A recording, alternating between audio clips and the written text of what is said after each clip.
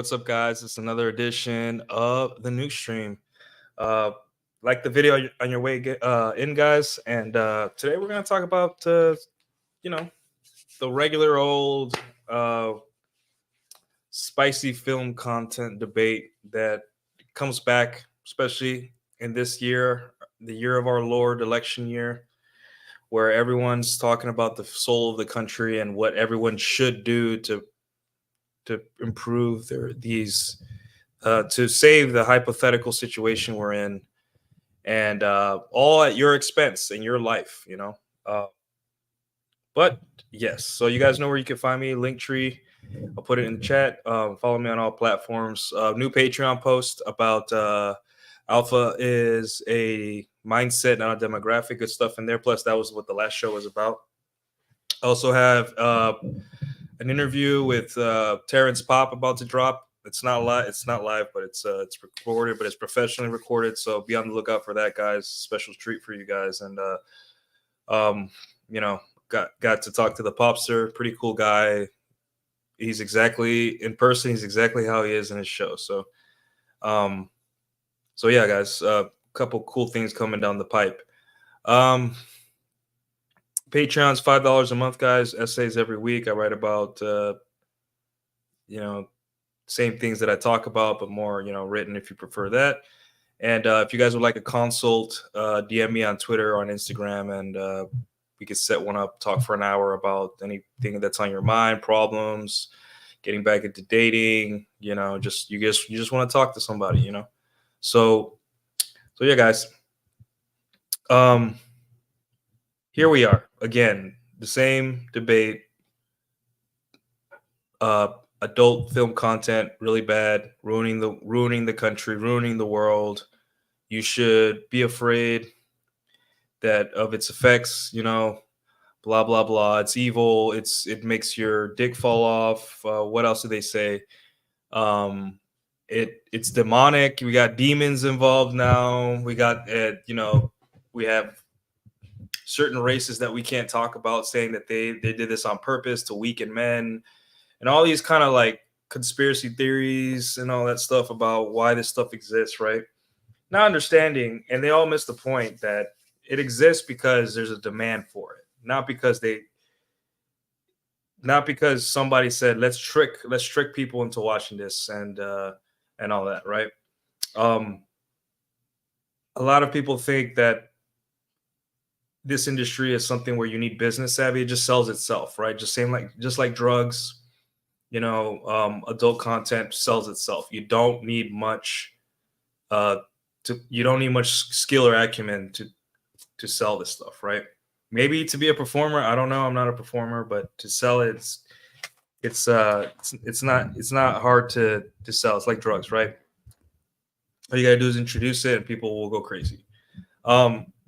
And what happens with this stuff is, guys, is that we live in a time where anything that's uniquely masculine is seen as either childish, evil, bad, and all that stuff. So anything that we enjoy, I'm not going to say we, right? Not us in the chat, but like just men enjoy in general, right? Seeing naked women on a screen, right? That is seen as at best childless, and at worst demonic, like you're destroying families and all that stuff.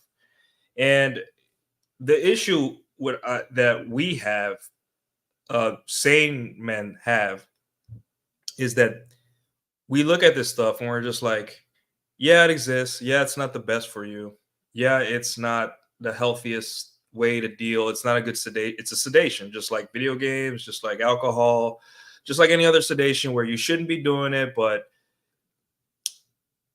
we keep treating this as if it's some giant problem in men's lives that is the cause rather than the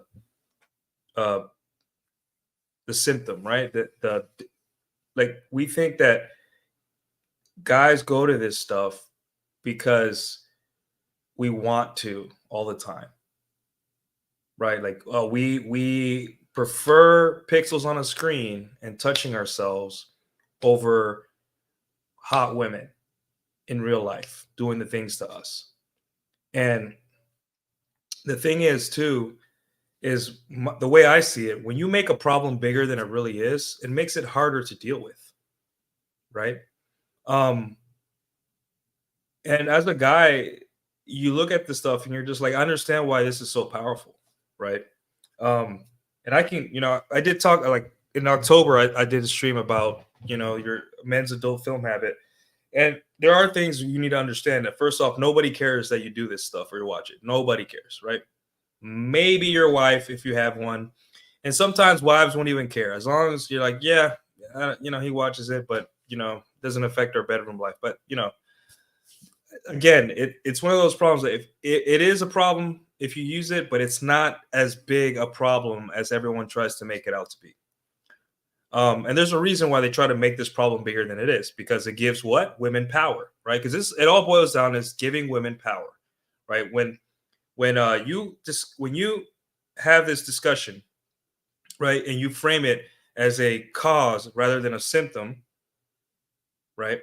What it does is it demonizes men. So right now, they believe that if this stuff were to go away completely, then men all of a sudden, all over the world, will become super jacked alphas and religious, conservative, Republican jacked alphas that vote for Trump and will go to church and will be a better beta for these post-wall women. Right? That is, they want men back on the plantation. The thing is that they're on the wrong plantation. Their plantation is hedonism and pleasure, cheap thrills, rather than be on the longhouse and become a better beta. So when I turn 29, I can have a guy I can reel in. And that's basically, they don't care about you. They don't care about your sexual health. They don't care that you're getting laid or not. They don't care that about if you truly struggle with this stuff. They don't care about all that stuff. They care about making better betas for men, out of men, sorry. That way, when they hit 29 and they've had sex with all these alphas, they can be like, okay, um, any guy that uses this stuff is bad. So quit it and become a better person and all that stuff, right? It's with anything that's uniquely male, that men enjoy uniquely themselves, that looks like it could take away men's power, women's power in the sexual marketplace, is demonized, right? It's always demonized, whether it be the sex dolls, whether it be um, explicit content online, whether it be video games, anything that looks like it could take away men's innate motivation to become better for women, right? For one woman too, guys. It's not like they're saying, hey, give that stuff up so you can go out there and slay, right? They're saying it, give that stuff up so you can get married and get back in the longhouse, right? And that's what would motivate more men to quit this stuff. If you told them, hey, I'm a conservative woman, but you're a young guy, quit this stuff so you can go out there and date and have fun. And then when you're ready on your terms, you settle down and you can have the wife you want. They don't say that. No, they say, quit that stuff. It's destroying your family. It's destroying your life. It's eating, your dick's going to fall off and your gray matter in your brain's going to shrink. And you need to quit all this stuff so you can marry an overweight, 40-pound overweight girl. And she could be the only source of your sexual satisfaction for the rest of your life. And if she doesn't want to have sex, that's on her. And she can get as fat as she wants. She can do whatever she wants. She can go online and make a fool of you all she wants. But porn is bad, guys. And it's ridiculous, right? And we see it from a mile away. But I hope that this video reaches as many guys as possible, because at the end of the day, number one, like I was saying, when you make a problem bigger than it has to be, it becomes harder in your mind to solve, right? So people will be like, I need to go. They'll tell you, hey, you have an issue, right? You are addicted to this stuff. I'm like, addicted? It's like Ryan Stone says. Have you ever like real addictions? You like destroy your body is wasting away. Like how many people have sucked dick to watch porn? Plenty of people have sucked dick to watch to do heroin, right? Um, but it goes back to the masculine. They don't want to understand men. That's one big issue. I would say that's one of the biggest issues with women today, is they don't care to understand men, right?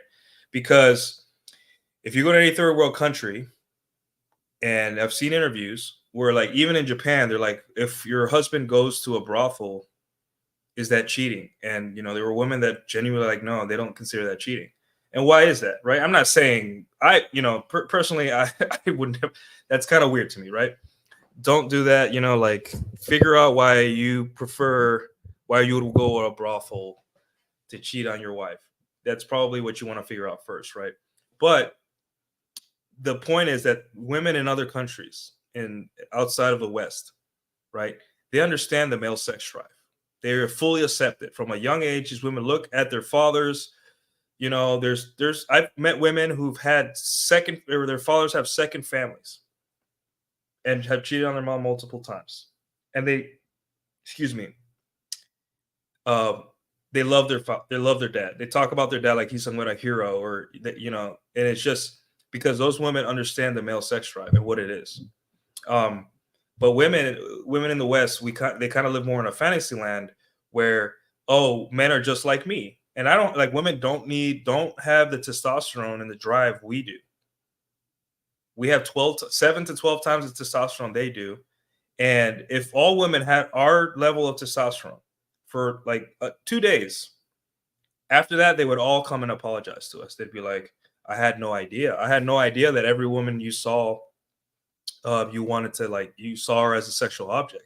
I didn't know that was, like, I thought it was a choice. I'm like, no, it's not a choice. It's just the way we are. And it's crazy because as women age and they gain a little weight and they get wrinkles and they boobs start sagging a little, it's that same sex drive that they bitched about is going to keep us wanting to have sex with them even when they hit 30 or 40 or 50 or 60.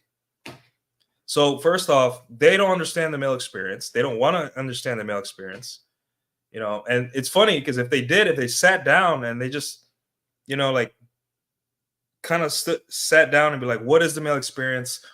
And they started asking the most important question is why, right? Instead of saying, you look at this stuff, you're a POS. You're a dirty pervert human being. And I'm just like, have you asked why guys are looking at this stuff? Right? So let's get into the why. So a lot of these users that they say, this is what the stats say, I always be careful with stats and all that stuff. They say that Christian men, or let's just say married men, are the ones that use it the most. Right? And let's build a picture here. So most women and most men are obese or overweight in this country. They say it's about 65% and rising, but I say it's more, right? So men have the advantage that the things that make us attractive aren't only looks, right? So a lot of guys can become more attractive based in other areas. However, women, especially in the beginning of a relationship, their only agency they have is their looks, right? So if you're an obese woman or an overweight woman, right? Your sex life, your ability to get men is going to be severely, severely, severely limited, right?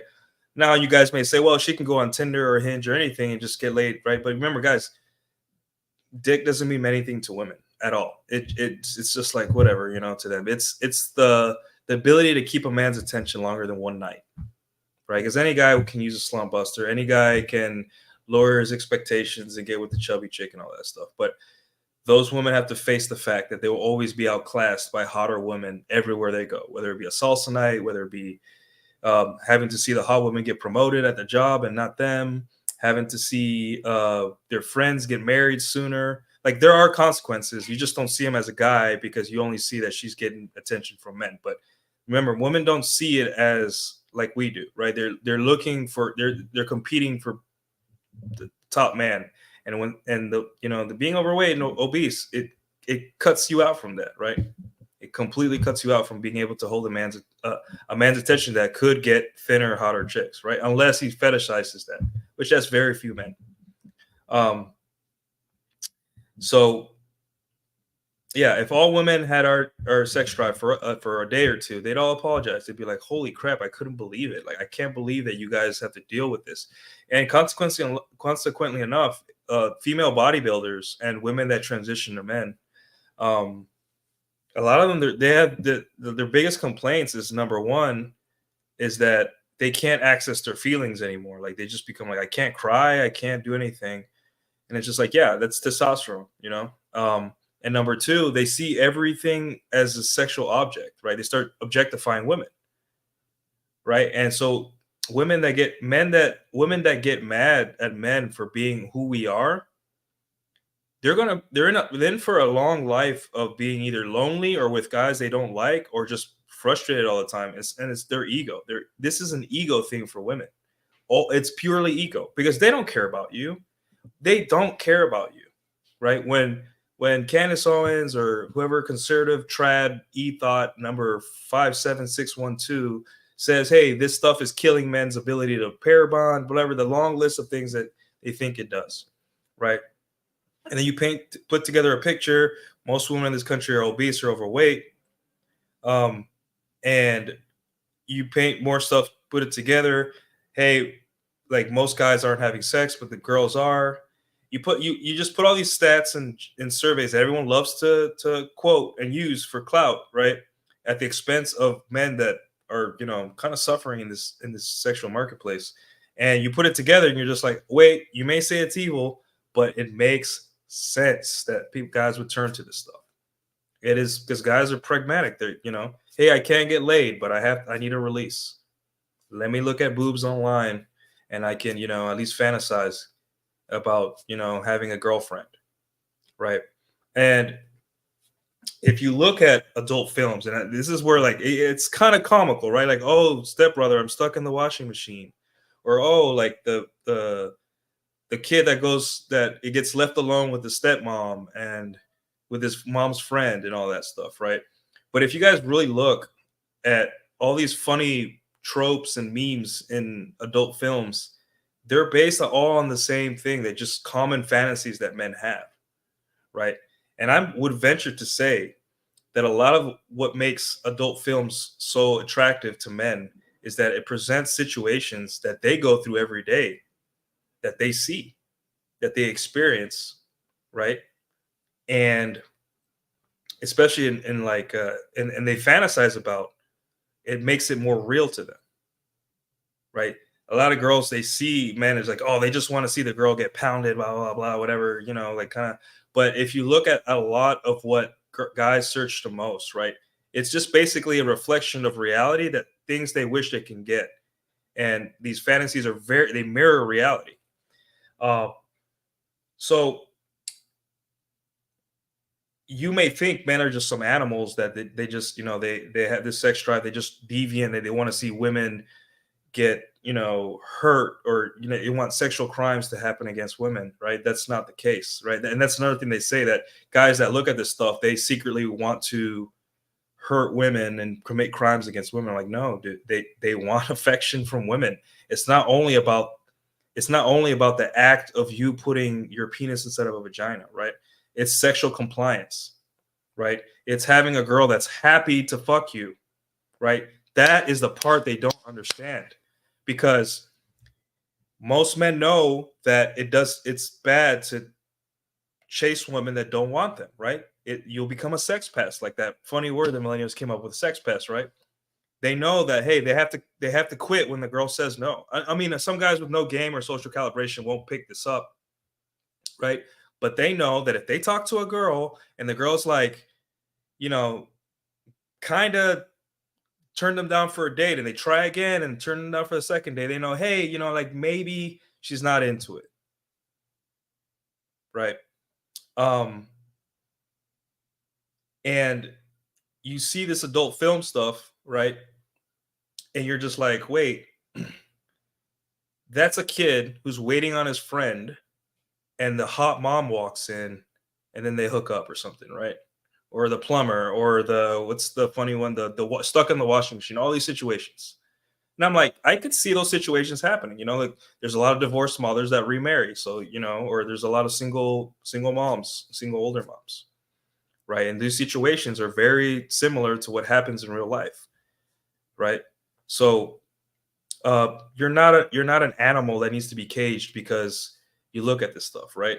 It there's better ways to really like go on a date, right? Go talk to women, go to the gym instead, play some piano, learn a skill, right? Because it is time consuming. That is the main concern for us content creators in the red pill about this stuff. It's fucking time consuming. There are other effects, right? Like guys will say, it affects your what do you call it? Your standard, your sexual standards for women, right? Like you won't be able to sexually be attracted to regular women, right? Because the women in adult films, they're modified, they use the best angles and all that stuff, right? But there was a post by Billy Pratt a couple years ago where he made fun of women that say, "Oh, porn is unrealistic standards for women," right? And then he posted a bunch of porn stars and ex porn stars without makeup, and they looked even worse than average women, right? And it's just like you could see the plastic surgery scars. You could see that their faces weren't, they could see that like one butt cheek was bigger than the other, all these crazy stuff. And it's because it's all a fantasy. This they have to present this kind of facade that you're dealing with a perfect girl, you know.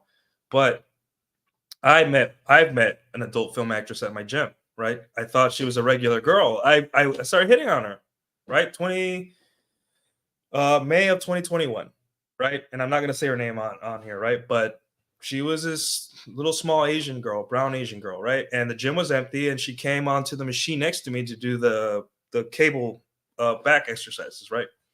And it sucks because in an empty gym, if a girl works out in the same machine next to you, that the same like there was two of the same machine, and she works out right next to you, and the gym is empty, it's like I had no choice but to start a conversation because it was awkward if I did it, right? So I said, "Hi, hey, my pickup line was I did the whole Rouge fee thing where you ask the girl for advice at the gym. So I did that, and I said, "Hey, so when I do these I forgot, it was like lateral the cable back exercise. I forgot the name. And I already knew the answer to this, but like, does the position of my elbows mean I work out different muscles?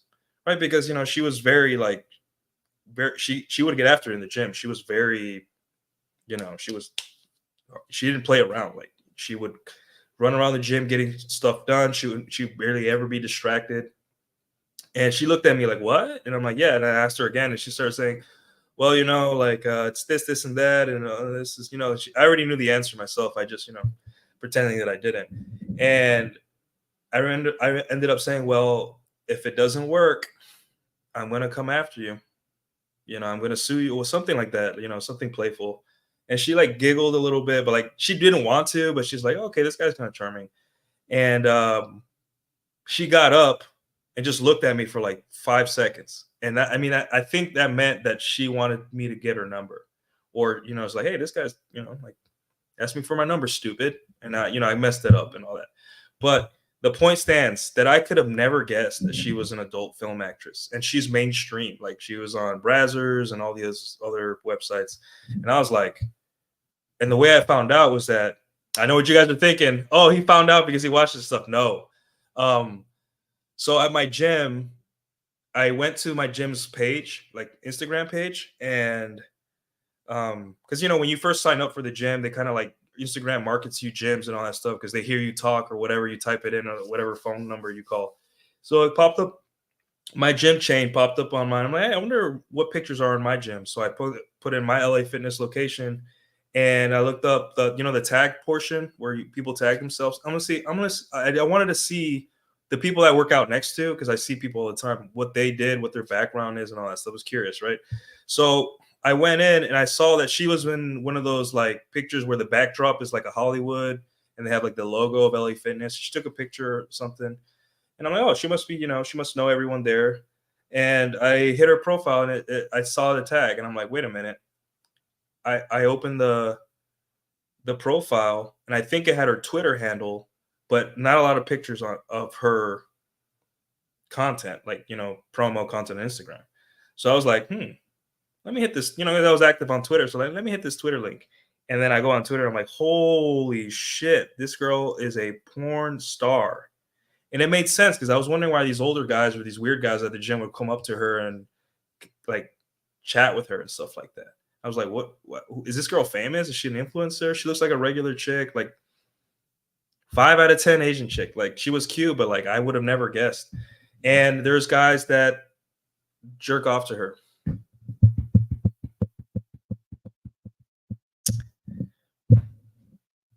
And that was a big inflection point for me when I, for like my attitude toward this thing that everyone's like going crazy about, right? It's such a fantasy. It's insane. Like, these women are not that attractive in person. Like, imagine your regular catfish on Tinder to the max, right? Because guys have seen her naked. They've seen her butt cheeks. They've seen her vaginal flaps. They've seen every inch of her body, every mole, every little pimple on her body. And then you meet them, and they're just these tiny little women and all that stuff. And it's just like, imagine if you're a guy that was into her and you saw her in person, and you're like, I was sexualizing you. And this is not a dig against her, right? Sure. And the thing is, she was nice. Like, she's not like she wasn't like psychopathic, or was just like, don't talk to me, I'm a famous porn star. I'm like, oh no, we just had a normal conversation. I just forgot to ask her for her number. Right. So guys, shoot her, shoot. Doesn't matter how famous she is or what she does, just shoot your shot. Fuck it. But the moral of the story is that it's all a fantasy, guys. It's not real. They use the best angles, they have scripts and all that. But here is where the social media and the porn debate starts. Guys fucking know it's a fantasy. It hit me like a ton of bricks because the makeup stuff, the preparation, it's like meeting Tom Cruise in person. You'll find out that you're taller than him and probably more buff than him because he's just like 5'8" or 5'7". He's a short guy, and it blows your mind when and all that. But what was I saying? Men know it's a fantasy. Men kind of like, when we're done, we turn off the screen, shut the laptop, and we sit down, and we're just like, I should have gone on a date. I should have talked to some girls. I should have not done that. I should have gone to bed instead. It's 2 a.m. It's 3 a.m. I got a floppy dick in front of me. My motivation's killed. Now I got to get up early for the gym. You see, like, there are immediate fucking consequences to when guys use this stuff. And there's shame. And that, my friends, is why none of you guys have ever heard your friends talk about this, or your coworkers, or your family members, or anyone you know talk about this stuff openly. Because if you went to your neighbor, your coworker, and you said, yo, I just saw this video where this girl was getting gangbanged or whatever, he'd be like, yo, bro, what the hell? Don't talk to me about that stuff. Why? Because there's an innate shame. Guys self-regulate this shit. No matter how much they say, oh, it's an addiction, blah, blah, blah, right? No, it's not. Because guys know there's an inherent shame to this stuff. And they're like, fuck, like, obviously there's some times where, it's been 4 months, dry spell, you're deployed, you're injured, you can't do anything. Maybe you're just heartbroken and you can't get out there. And you're just like, let me at least get something to hold me over, because I'm suffering here. I don't have the ability to go meet women right now. Go for it, dude. You're a man. You do what the fuck you want with your body. Don't care. Right? But the issue here is that for social media, for women, there is no shame. Any negative effect that social media has on women is celebrated. It's out in the open, and everyone is like, you girl. So how are you going to tell me that a guy, let's say a 22, 23-year-old guy who doesn't have the skills to meet women yet, because incel is not a demographic. It is a temporary state. I will say it to the end, right? Um, Comparing that to a girl who makes an Instagram, who lives out in bumfuck Egypt, Texas, West Texas, who makes an Instagram, shows 2 inches more cleavage than the average girl on there, gets 200 likes on a photo, and then immediately gets offered to fly across the country to go party. Will most women take that offer? No. But even I've dated women where I'm just like, why aren't they like, you know, why aren't they why isn't she trying harder to lock me down? Like, and I'm just like, I mean, I'm getting sex, but like, shouldn't like, I looked myself up in the delusional calculator, and I got game. Ask the other couple girls that before you, and it's because the social media pushes back their age of wanting to settle down even more, right? Because it's a reinforcement machine. Social media reinforces bad behavior in women, and there's no bottom, there's no stop, there's nowhere where girls sit down, look at themselves, and are like, I gotta fucking stop. I can't go to Dominican Republic and get a BBL just so I can get more attention online. I shouldn't go fly across the world to men I don't know and do who knows what. I shouldn't self harm because I get insecure because other women are perfect with their filters and fake surgeries. You know, no one cares because when the iPhone dropped, guys, teenage female teenage S word spiked out of nowhere. Does anyone talk about that? No, no one cares because there is no bottom for social media. There is nothing that women do in social media where people are like, you shouldn't do that. Let's make a law against that. Let's make a law against this. And if laws or TOS for platforms come out, it's like at the tail end where they're just like, okay, we have to do it now because pressure has been put on for years by politicians. Here's an example. Twitch, right? What is Twitch? A site for streaming video games, right? What is the market for video games? Young boys, right? Anywhere from the minute they can start get their hands on a controller, which is probably like 10 years old, all the way up to like who knows what age, right? But let's say that a large part of the audience of Twitch is underage boys, right? Boys. And girls too, right? Because girls now play video games. And the TOS was very soft on women that got on there and would do things that would imply nudity, fake nudity, or like basically having almost all of your chest or booty out, like literally inches away or half a millimeter away from the areola or whatever, right? And just like any other social media, it has a TOS and it has like, hey, don't do this, don't do that, right? So on Twitch, right? Your women were freely doing these acts and portraying themselves like and there's ex porn stars on there, there's ex adult film content creators on there and all that, and there's OnlyFans girls on there doing what they can and showing what they can to young boys. They don't care. There's no morality, right? And that's not the porn is bad for men's side. That is the young boys are being exposed to this by women who make profiles on the internet, right? Because if it was Instagram, it'd be like, it's Instagram, it's like it's geared for adults. But Twitch is a video game site, and everyone knows that young boys play video games. Yet they're just like, hey, my need for attention and validation online and your money is more important than the morality of doing this on a site that's geared for young boys. So which is worse, guys? You need another example? Okay, recently in Texas, they just said, hey, if you want to use this stuff, you got to do age verification, meaning we're going to need your ID for certain, like you can't just go on Pornhub and log in and, type in whatever you like. You need to verify your age, right? It was a big deal 2 months ago, 3 months ago, whatever, how much, I don't know. And guys were just like, no one fought against this. No one was like, hey, That's messed up. I don't want the government to have my ID so I can jerk off. None, no, there was no riots. There was no. The only people that fought back were the companies, the porn companies themselves.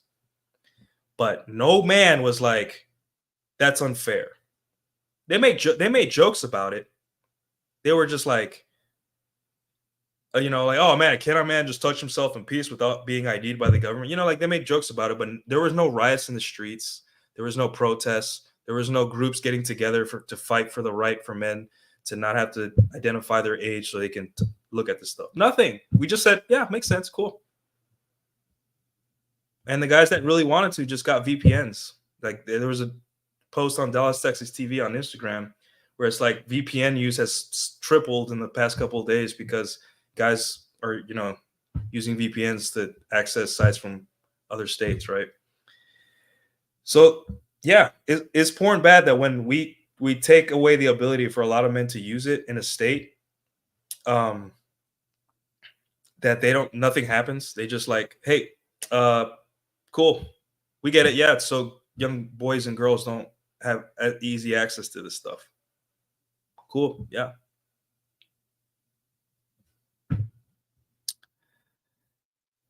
How many women fight daily to make sure that the effects of social media don't affect them at all, right? If we took away social media from women, right? If we took down social media, there would be riots in the streets. There would be buildings on fire because it's 100 times worse than a man's porn habits.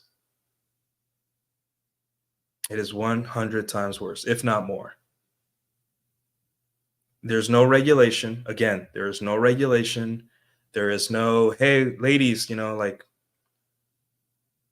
we're getting surgeries to like you remember you remember when Rolo talks about the Dr. Red Pill or whatever, the plastic surgeon that they interviewed on Fresh and Fit and he talked to as well. What did he say? He said women are getting surgeries not to look better, but to look like the filters on their Instagram. Hey, I wanna look like I do on my Instagram. That's a consequence of social media, a direct consequence of social media. No one is saying, hey, that's a little unhealthy. We should probably let's talk to the APA or some kind of organization and make this as mental illness. Make this bad because like there's a lot of women that this is affecting. This could affect your sister, even your mother. And the Latino community is destroying women's like psyche. I go to salsa night weekly sometimes, right? And this may sound kind of weesh on my part, but when I see Mexican women, a lot of the things that attract me to them are the indigenous features. Like the curved nose, the nose, the cheekbones, the kind of round face. Like my ex girlfriend, she looked like Selena, but a little bit more indigenous, and I like that about her, right? And that's one of the things I think people don't get, that as a guy, if you're going to date outside your race or you're attracted to a certain race, you want to get the package. Um, you want to get the package together, right? Like for example, if you date a Mexican girl, you want the indigenous nose, you want the brown skin, you want the fiery passion, you want all that bottled together because that's what you signed up for, and that's what makes relationships fun, is the difference. The it's what makes things spicy, right? But then I go to salsa night, and these women are getting their noses shaved. They're getting these ridiculous proportions. Some of them pull it off, because their bodies are already curvy and they just, they get lucky. But there's some women that it's just like, and I see their before pictures. I'm like, yeah, you had no booty, but you had a cute little body. Your indigenous nose. You're like, you don't like your features, like they're beautiful. At least to me, I'm just the guy who cares about my opinion, right? But don't you want to look like your people? You know, I don't know. That's just so. We see this sometime from Twitter from time to time, where women like from like Arabic regions or have the nose. And I understand sometimes you just need to get the surgery because you got screwed over by Jeanette. You had this giant schnoz, and you know. But for the most part, these women were already beautiful, and because they wanted that 1% look and that 1% chance to get a 1% guy to notice them, right? And they're it's just for them to get pumped and dumped. Women are traveling 3,000 miles, 5,000 miles, 1,000 miles to Dominican Republic, my parents' country, to get a risky surgery. And guess what, guys? Here's another effect of social media. What do you think the chances are, right, for a woman dying from childbirth? Last I checked, it's 1 in 5,000, right? If you guys want to check me that, I Googled that like 3 months ago. You know, I did a little bit of research. The chances of you dying from plastic surgery, like from a BBL, are 1 in 3,000. What are women more afraid of? Childbirth or BBL? Childbirth. They think that having a kid is like the hardest, worst thing in the world. It'll destroy their body. But a BBL, I'm gonna go to Dominican Republic and go to a doctor, cheap doctor, and get a bigger butt, so I can then have a 1% more chance to get a high value man, whatever the hell that means, right? They don't even know. And to get a couple more likes on social media, right? Just to get maybe pump and dumped, and then get lied to by guys that say they're all these things. And that's social media, guys. If they didn't have social media, they wouldn't think like that. And no one's like, hey, like, women that are like getting like body modifications and traveling to third world countries to get these body modifications, to get like these little minuscule rewards in life, maybe uh the chance to go to an after party, an NBA after party, and meet an NBA player and have sex for 20 minutes and then get dumped. Maybe that should be a mental illness. Maybe we should classify this as, hey, you have body dysmorphia and you need to be treated. But we don't, because we must support women's prerogative and freedom at all times. But the passport bro that goes overseas, right, gets a poor girl, improves her life. Girl kind of probably likes him too, maybe. If you're a white guy, go to Thailand. Those women, yeah, they know that you're rich, but they look at you as a god. And maybe one of those girls will probably like you for you. Who knows? Those guys are messed up. Those guys are broken. Those are the guys we have to pathologize because, you see what I'm saying, guys? This is the big problem, right? Guys that have a problem with this pornography stuff, 2 weeks, dude. 2 fucking weeks. You stop using it for 2 weeks. According to Reddit NoFap, right? For whatever you think of Reddit NoFap, going through it, most guys they have their little timeline, and they say that after 2 weeks,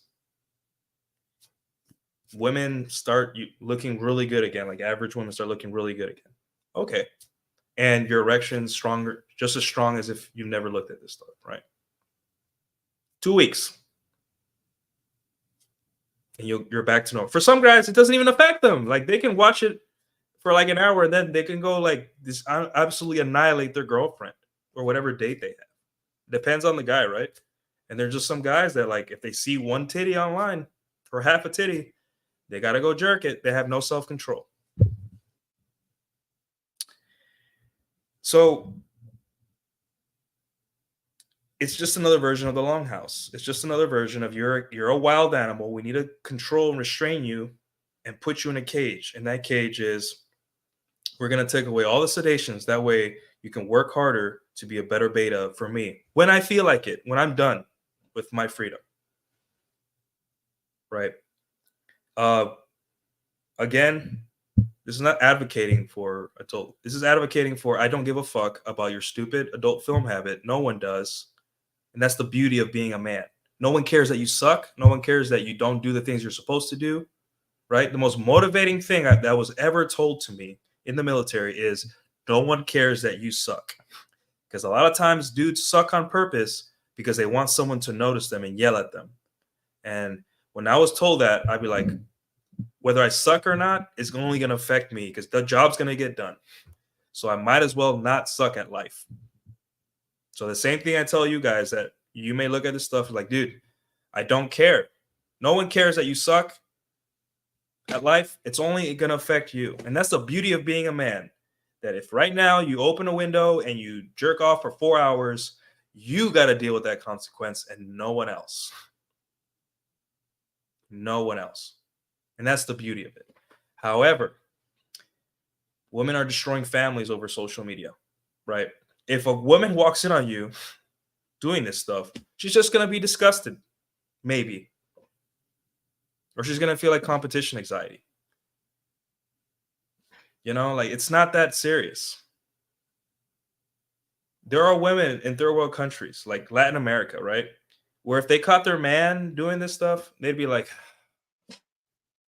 right? And I'm going to get into a powerful analogy here that's going to demonstrate how we all feel in the chat. Everyone feels about this. These women that are posting thirst traps, these women with their titties out, they go to these political conventions with their titties out, trying to get attention from men, telling you at home, hey, you savage pervert,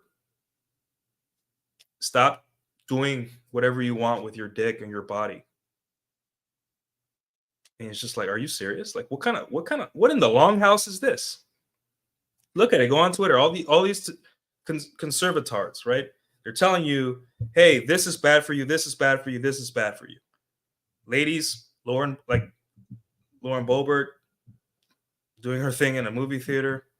You have they're all posting thirst traps. Every time they go to these conventions, titties out. Posting thirst traps. We the first ones to tell you, hey,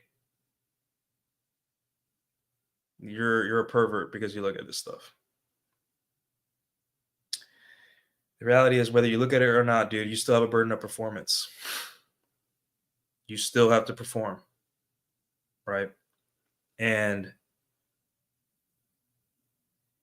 there's always ask the why. Why am I looking at this stuff? You'll find that 99% of the time is that you're not sexually satisfied yourself. Very, very, very few men who are getting lots of enthusiastic validational sex from women in their relationships with are looking at porn.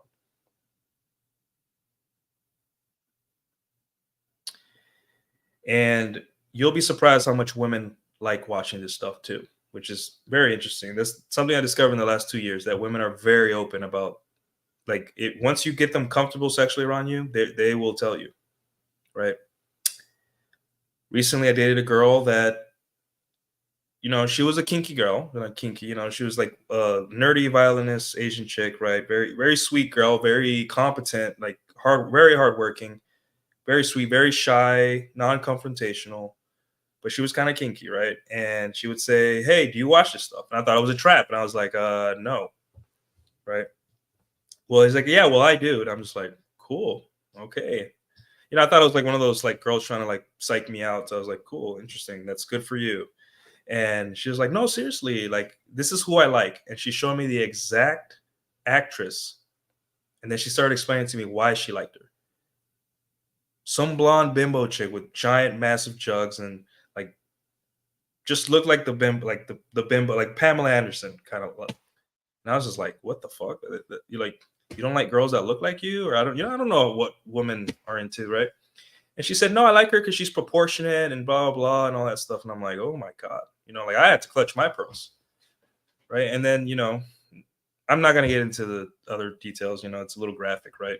But yeah, guys. And there are a lot of relationships like that where women are very comfortable and they say, hey, see this video? And you're just like, yeah, I want this. I want you to do this to me. And I'm sure some of you guys have felt that in the chat or experienced that, where you go your whole life being told that this stuff is terrible, blah, blah, blah. It's going to make your dick fall off. And then here comes a girl that says, hey, I like watching. Can we watch it together? Can we watch it while we have sex? Can we film it and then watch it? Can we film ourselves and then watch it? Can you do this thing that this girl's that's being done to her in this video? And you're just like, wait a minute.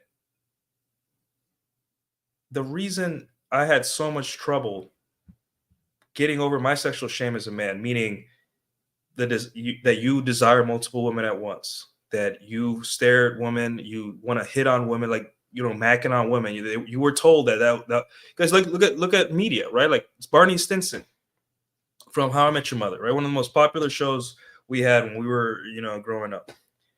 He was the comic relief. All players like Glenn,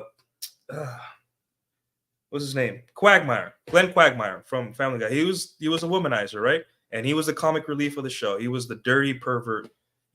All throughout media, guys who were sexually liberated and were banging lots of chicks and were themselves, they were seen as a comic relief. And the guys that were monogamous, waited for women, only dated one woman at a time, they were the protagonists and the emotional feeling victim, and they were fighting for love, right? And you saw it. And that's that sexual shame that was put on you since you were a kid. You are designed to sleep with multiple women. Luckily, you have also the ability to bond with one woman at a time. Thank God, right? But you have always been designed to sleep with multiple women, right? So you fought all through your 20s with this morality shame about like you should date one girl at a time and marry one girl, and you have to pedestalize her, and you have to have missionary sex and God and all that stuff. And then you realize you come to the end and you meet this great gal that's funny, she's cute, you like her, and then she pulls out like, hey, you see this girl getting her face destroyed? I want you to do that to me. And you're just like, why are all these women saying this stuff is bad? I have a great relationship. I'm having a good time with this girl, and she's great, and she's a normal girl. Actually, she's better than normal. She's competent and fun. And yet this some girl on the internet, some uglier chick who you're never going to meet, who has no power but shame, says you're a bad person. It makes no sense. And that's one of the things these guys want. They want you caged. They don't understand your sexuality. They don't want to understand your sexuality, right? They use words like incel and porn addict and all these things, not because they want to help you, not because it's because they hate you. They hate, and not you, but the fact that you are a man, and that presents a lot of inconveniences to them. Because number one, that means she has to have sex with her husband or her boyfriend. Because if she doesn't, the guy is going to, cheat or look at women online. And those women online aren't going to be like fat unless, he fetishizes that. They're going to be thin women. All of them have the fat sucked out of them like every 6 months, right? These women are designed to be sex toy or sex dolls, basically, right? They're doing everything they can to get as much followers, right? And women see that as a threat. And then, so they shame you. They say, if you look at that stuff, you're this list of insults. But in reality, it's just like, you don't want to have sex with your husband, or you don't feel hot enough, right? You eat too many Oreos in the morning. You have a back like a Buick. So it's his problem. It's his problem because he prefers beautiful women over you. And that's really what it boils down to. And it's sad because now we're realizing that most men and women settle for each other. The guy says, hey, I need sex. She was the girl that gave me sex, so I'm going to settle for her. And she got fat, or she was already fat. And the guy's like, she's not only is she overweight, she's also bitchy and doesn't like me that much. And I'm tired, and I just want a girl to give me a compliment. And that's where these parasocial relationships on OnlyFans happen too. And some guys are just like, yeah, I like my wife, but she's just unattractive. Like she got fat.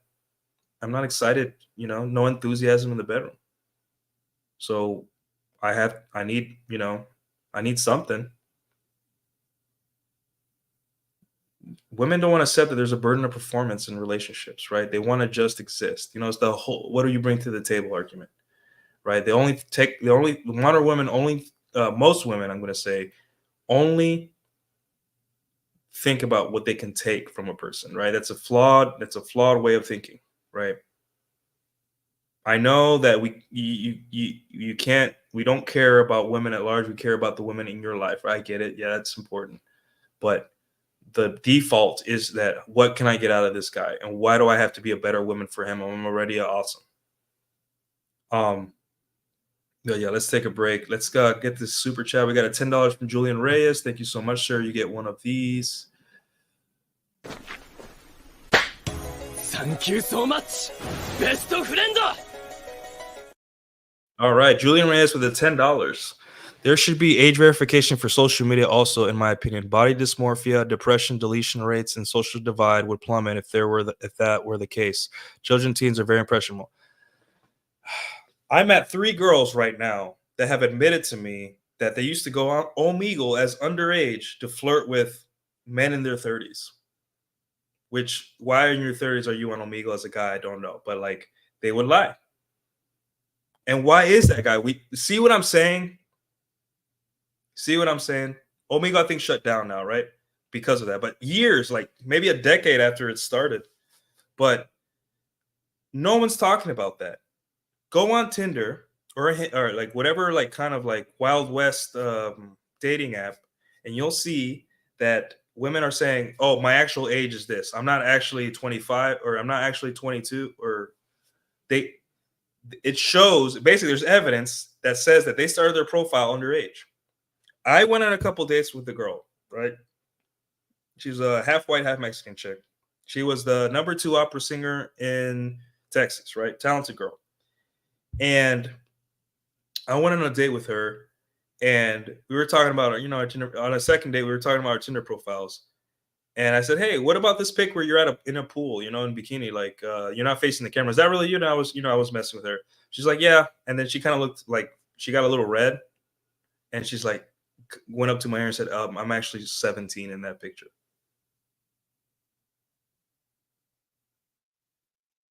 Women will put underage pictures of themselves in dating app profiles. We don't give a fuck. Hey, social media, Wild West, women do whatever they want, right? Until you as a guy, you see this stuff and you're just like, what is really going on here? This, like, and it's a weird thing for a girl that you're on a date with who says, "Hey, yeah, when I was 14 years ago, I would flirt with grown men on Omegle, or 15." And I'm just like, yeah, I get this, the internet, and there's no, there's no way, but what if that was your daughter? You know, these women are fighting every day for the ability to do whatever they want all the time with no consequence. But things that already have consequences for us, they want more consequences for, right? It's never about that they care about you. It's about supremacy. It's about putting you back in the longhouse and becoming a better beta and letting women do whatever they want. Look, is there any enthusiasm? Is there as much enthusiasm for these traditional conservatives to ban this stuff, which they never will, and they can't, as, hey, age verification for women on social media, so they don't, so like jacked millionaires don't have access to them, because those guys too don't know either at their age. They can lie. Do they care about that? No. Instagram just asks you, are you 18? Yeah. Facebook, are you 18? Yeah. Omegle doesn't even ask your age. OF, you got to send in your license. You got to send some kind of proof, right? But they don't care. It was never about you and your well-being. They don't give a shit about you. They don't like you, right? They don't like your sexuality. It's inconvenient for them. It's an inconvenient truth. Hey, men have a very high testosterone and they have a need to have sex. Ill. How dare they? And we as guys are just like, yeah, I didn't ask to be born, We have a lot of self-control, right? We have a lot of self-control. And again, if women, had our sex drive for 2 days or testosterone levels for 2 days, they'd all apologize. They'd be crying. They'd be crying to us and knocking on the door and saying, "I am so sorry. I had no idea. I had no idea what you guys have to go through and all that stuff."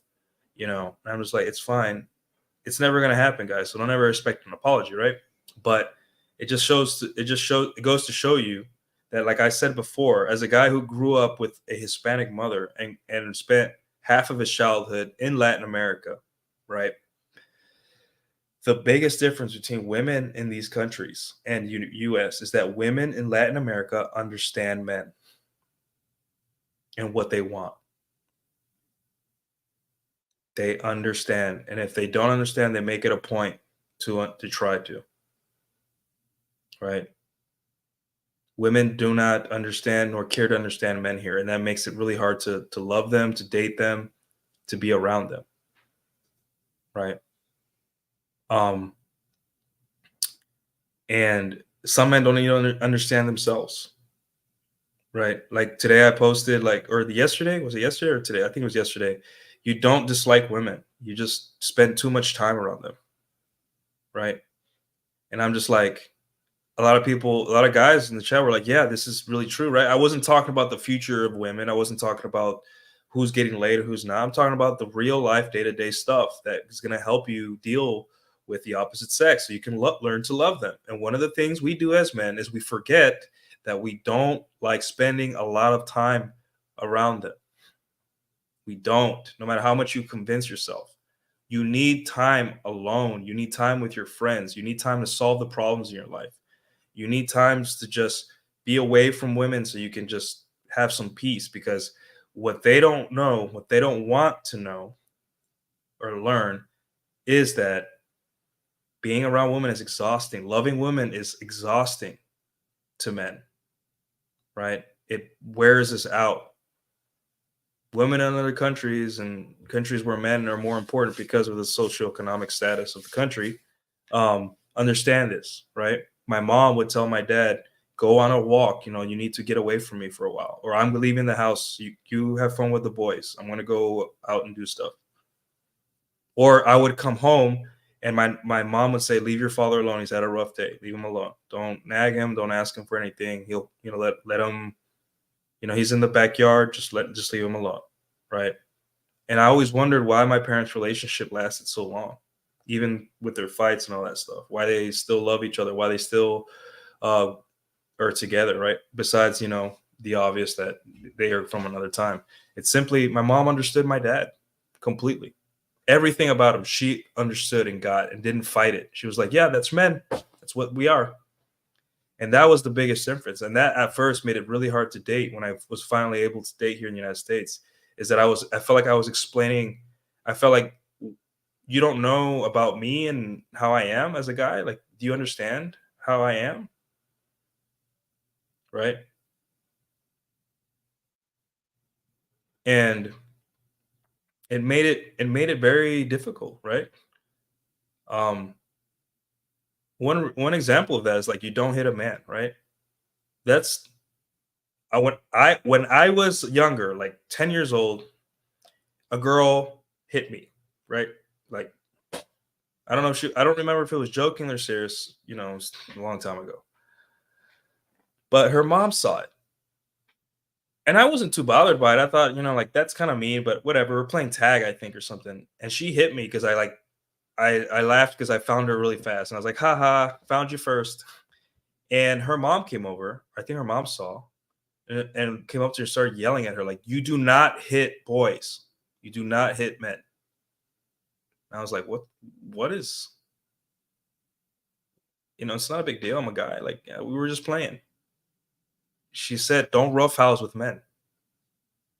Be nice to men." Like, or not be nice, but like don't roughhouse with men.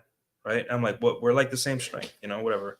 And then now growing up, you see these videos where women are stepping up to men, bigger men, 100, 150 pounds more than them, telling them, throwing drinks in their face, slapping them, hitting them.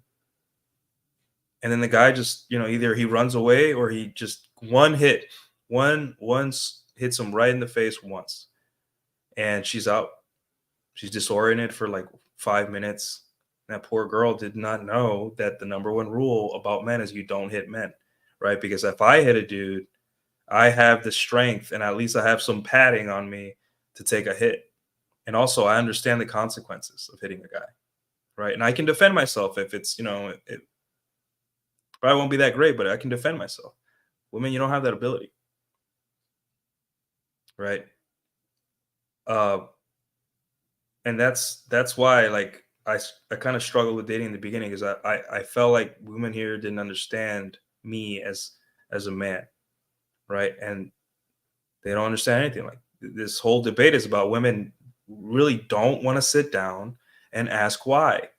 They just say this bad because it makes me feel bad. My feelings, it makes me icky that men get feigned sexual compliance outside of me. So if you do use this stuff, right, you need to figure out why. Oh, like that's the most important question. And there's different situations. It's bad, right? But what about the guys that are 8 months deployed away in the middle of the desert or on a ship and they don't want to mess with their platoon or the division on the ship or any girls in there? They get in trouble. They lose their understanding and they get in lots of trouble for that, right? So are those guys incels? People that are taking bullets and away from their family for our country? They wish they can see their wives and get laid, but they can't. Are they incels? Are they evil people because they need a release and they brought some adult movies with them, so when they're alone, I don't know how guys do it in the desert, but in the ship, in the shower, are they bad people? Are they evil? Are they perverts? These people that are sacrificing a lot so we can get our Amazon packages on time and keep gasoline prices low. What about the guys that are injured, and they can't go out and date? What if they use this stuff? Are they bad people? Are they pieces of shit? Are they perverts? What about the guys that um, are broken emotionally? Like, I had a friend that got, Me Too, and it was by his girlfriend, a woman he loved, right? And he told me the story. Obviously, there's always two sides to every story, right? But I'm biased. I'm gonna believe him because he seemed very normal. He had female friends. Our female friends loved him. He was like a big brother. He took care of all the females on the ship. He would invite them to barbecues. They would trust him. They would sleep over all the time. Like he wasn't a creepy guy. But here he was. He couldn't ask girls on a date. He couldn't date. He couldn't do anything. Gained a whole bunch of weight. He just kind of like gave up. I loved him to death, but it was sad to see that. And it was because his inability to bond or connect with women after being, what are we going to do with him? Is he a bad person because his mind is shattered from the love of his life, accusing him of hurting him, of hurting her and falsely, and it was proven to be false by the law? He still lost his university scholarship, full ride. Couldn't play football anymore for the university. Had to join the military because he had no money and no way to. He's a broken guy. Like, and he's the most normal, funny, cool dude. Like, we used to game together. If I ever see him again, I'll say hi. I love him like a brother, But what are we gonna do with those guys? Is he a pervert piece of shit? He's a role model. He treats women like his sisters. I've never seen a guy treat women as good as he does, like that he doesn't know, like that are not related to him or he's not trying to date, right? What about the guys that have no skills with women? They're like 21 and they were taught their whole life to be nice to women by their single mom, and they're getting out there and they're trying to date and they just can't figure it out, right? And they're suffering because they need a release. Are they POSs? Are they pieces of shit? Are they perverts? I don't. Again, it's not a good thing to do, right? But this is about reality. This is about what happens and why classify things that are just not that good for you as evil, as like you're destroying the country, right? It's not that it's evil. It's not that it's bad. It's simply not that good. That's all it is. It's just you shouldn't do it, bro. Because go on a date. But there are situations, and there's a lot of men that they have this reproductive problem. They have this huge burden of having to have sex, and it sucks sometimes because sometimes I just want to be home and play video games from time to time, and not But then I go to the gym, or I go to salsa night, or you know, or a girl hits me up, and it's just like, hey, let's go out, and you're just like, she's hot, I gotta go, you know. Or what if you've had 3 dates where you've almost gotten laid, and you just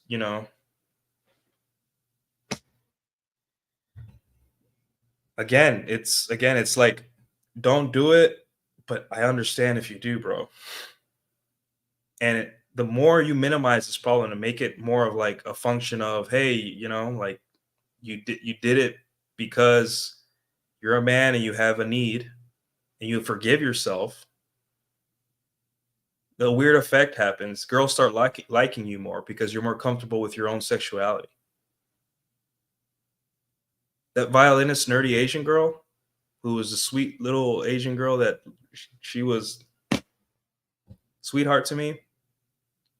If I wouldn't have forgiven myself for my sexuality and being just a horny killing machine that I was evolved to be, but civilized, right? She wouldn't be able to open up herself. And I promise you guys, if you use this stuff, when you finally forgive yourself and accept yourself fully as a man, and stop shaming yourself or thinking that it's bad that you are, you love naked women, you're gonna want to watch it less. It's the craziest thing ever. So that's why I always say one of the most important things, the first step, is forgive yourself as a man, because you were taught that your way of being, everything you do, even your needs and the way you take care of your needs, albeit not the best way, is evil. Evil. Like, you are a demon. You are possessed by demons because you saw some titties online. No, dude. Maybe you're a loser and you can't get laid. That's not that big a deal. Like, being an incel is not a label, or it's not a demographic. It is a temporary state. Which, the funniest thing about the temporary state is that there is no defined time. So are you an incel because you went on a date and you didn't get laid that night? You didn't get lucky? You wanted to get laid, but you couldn't. Are you an incel when you go deploy for your country for 8 months? Are you an incel then? Are you an incel because, hey, I'm spending too much money on dating. I would like to have lots of sex, but right now I think I should save some money and fix my logistics and focus on this hard project at work instead of, am I an incel then? You know, if my girl is on her period and doesn't want to have sex on her period, am I an incel then? What is the time period that defines it? There is none. What defines an incel, what defines a porn addict, is someone that I don't like. And if you don't like men and you find that their sex drive is inconvenient, then you will say these things. Welcome to the Longhouse. I will be your guide. Step 1, your sexuality doesn't matter. Your needs don't matter. Hers does. What do you mean you can go 6 months without sex? I did. Don't understand you. Don't want to understand you. And I'll leave you guys with, let me get this other super chat. And I'll get to your guys' chats in a second, guys. Sorry, I'm fired up. I'm fired up. We got $10 by Josh Fisher. Thank you so much, best friend. No message, but I appreciate you, sir. I appreciate the $10 super chat. Oh, we got a $5 super chat from Lek, or 5 Canadian. Thank you, sir. You get one of these. Thank you so much, best friend. Thank you, guys. Appreciate the support. Appreciate the support. Let me go through any of these comments. Take a break, man. Let's see. So we got Danger. We got Lek. What's up? Matthew W., my friend. What's up, my friend? Godspeed, mate. Good Jay. Boss's crap explained, so I had to clarify our work for the whole team. Evening, Nuke. Evening, Philip. What's up, Danny Arrow? Nice to see you. We got my boy Filipino in the chat. Nice to see you guys. Thanks for coming in. We got the great Red Hawk. Hey, I see you logged into Helldivers. I might log in. I have something to take care of after this show. So I'll let you know through the Discord if I'm heading in, if I'm playing tonight. Yeah, if you haven't sucked dick for porn, it ain't an addiction. Yeah. Like I was saying, and Brendan's saying here, people at least feel shame when they do this stuff. There's a stigma to it. The social media thing's extra dangerous, though it's encouraged, doesn't even cross girls' mind. No, it doesn't. There's no bottom. Again, at some point, a guy's gonna be like, "Yeah, I'm looking at hentai anime tentacle stuff. I should probably go for a walk. I should probably hit up that girl that I had a crush on or something. I should probably do something because this is weird." And he will hide it. He will do anything possible. He'll put it in a drive, wrap it up, put it in a box under his bed, right? How many people, guys, did you know growing up that had their pornography out displayed out in the open?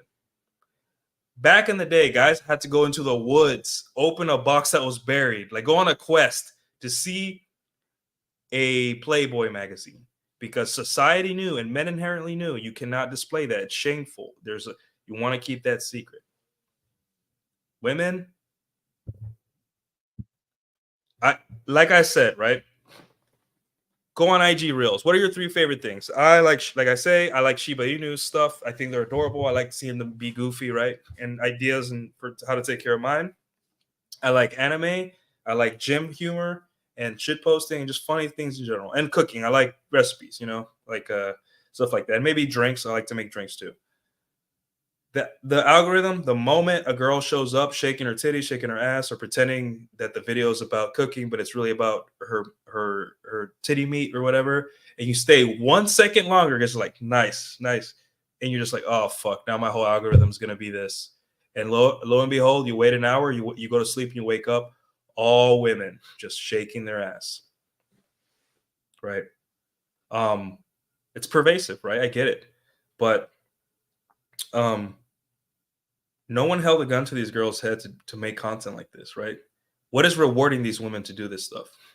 The likes and clicks, and now money. So it's gonna get worse because now, like, wait, if I try even harder to be a hoe online, I get money now. Big bet. Let's go do that. And not my problem. Hey, this is a free country. You do what you want. Great, right? But now the young guy that asked her out at salsa night, or the young guy that asked her out in her college class, that maybe was going to be a future doctor or a future engineer, he gave him a chance. She's got 10,000, 20,000, 30,000 followers. And all she has to do is talk about cooking or red flags in men or bear versus man debate with sweaty boobs out, veiny, sweaty boobs out. They have chosen that over a relationship. How many men do you think choose porn over a relationship? How many men say, hey, there's this girl that, really likes me, wants to hook up. She seems like a fun gal. Is really sweet to me, cooks and cleans for me, sometimes. You know what? Nah, I'm going to jerk off instead to anime titties. Sorry. I just find that the anime titties are more fun and exciting than having a literal fucking human being try to connect with me. Does that make sense now? Do you see my point, guys? Why I'm so fucking tired of talking about this, but I have to talk about it because it's like no one wants to understand. I know you guys understand for sure, but I am tired of like this whole debate where it's like porn is the evil thing that if we got rid of it would save the country, and it will never be rid of it, never ever, right? But a woman in college, 20 years old, will post 5 videos of herself just showing her booty cheek and talking about nothing. And that will damage her more than every single hardcore video a man can ever watch in his life. There is nothing, no one, there is no societal convention anymore. There is no shame that could tell that girl, hey, maybe having all that stuff out in front of tens of thousands of followers isn't so bad. Maybe instead of like completely naked shaking your booty, how about just show a little bit of cleavage and no, it's bottomless. Like I want it all, and they'll keep going and going and going. And that's why you see women do the dumber and dumber things online. People in general, right? Because it affects men too, but not as much. Um, just dumber and dumber things.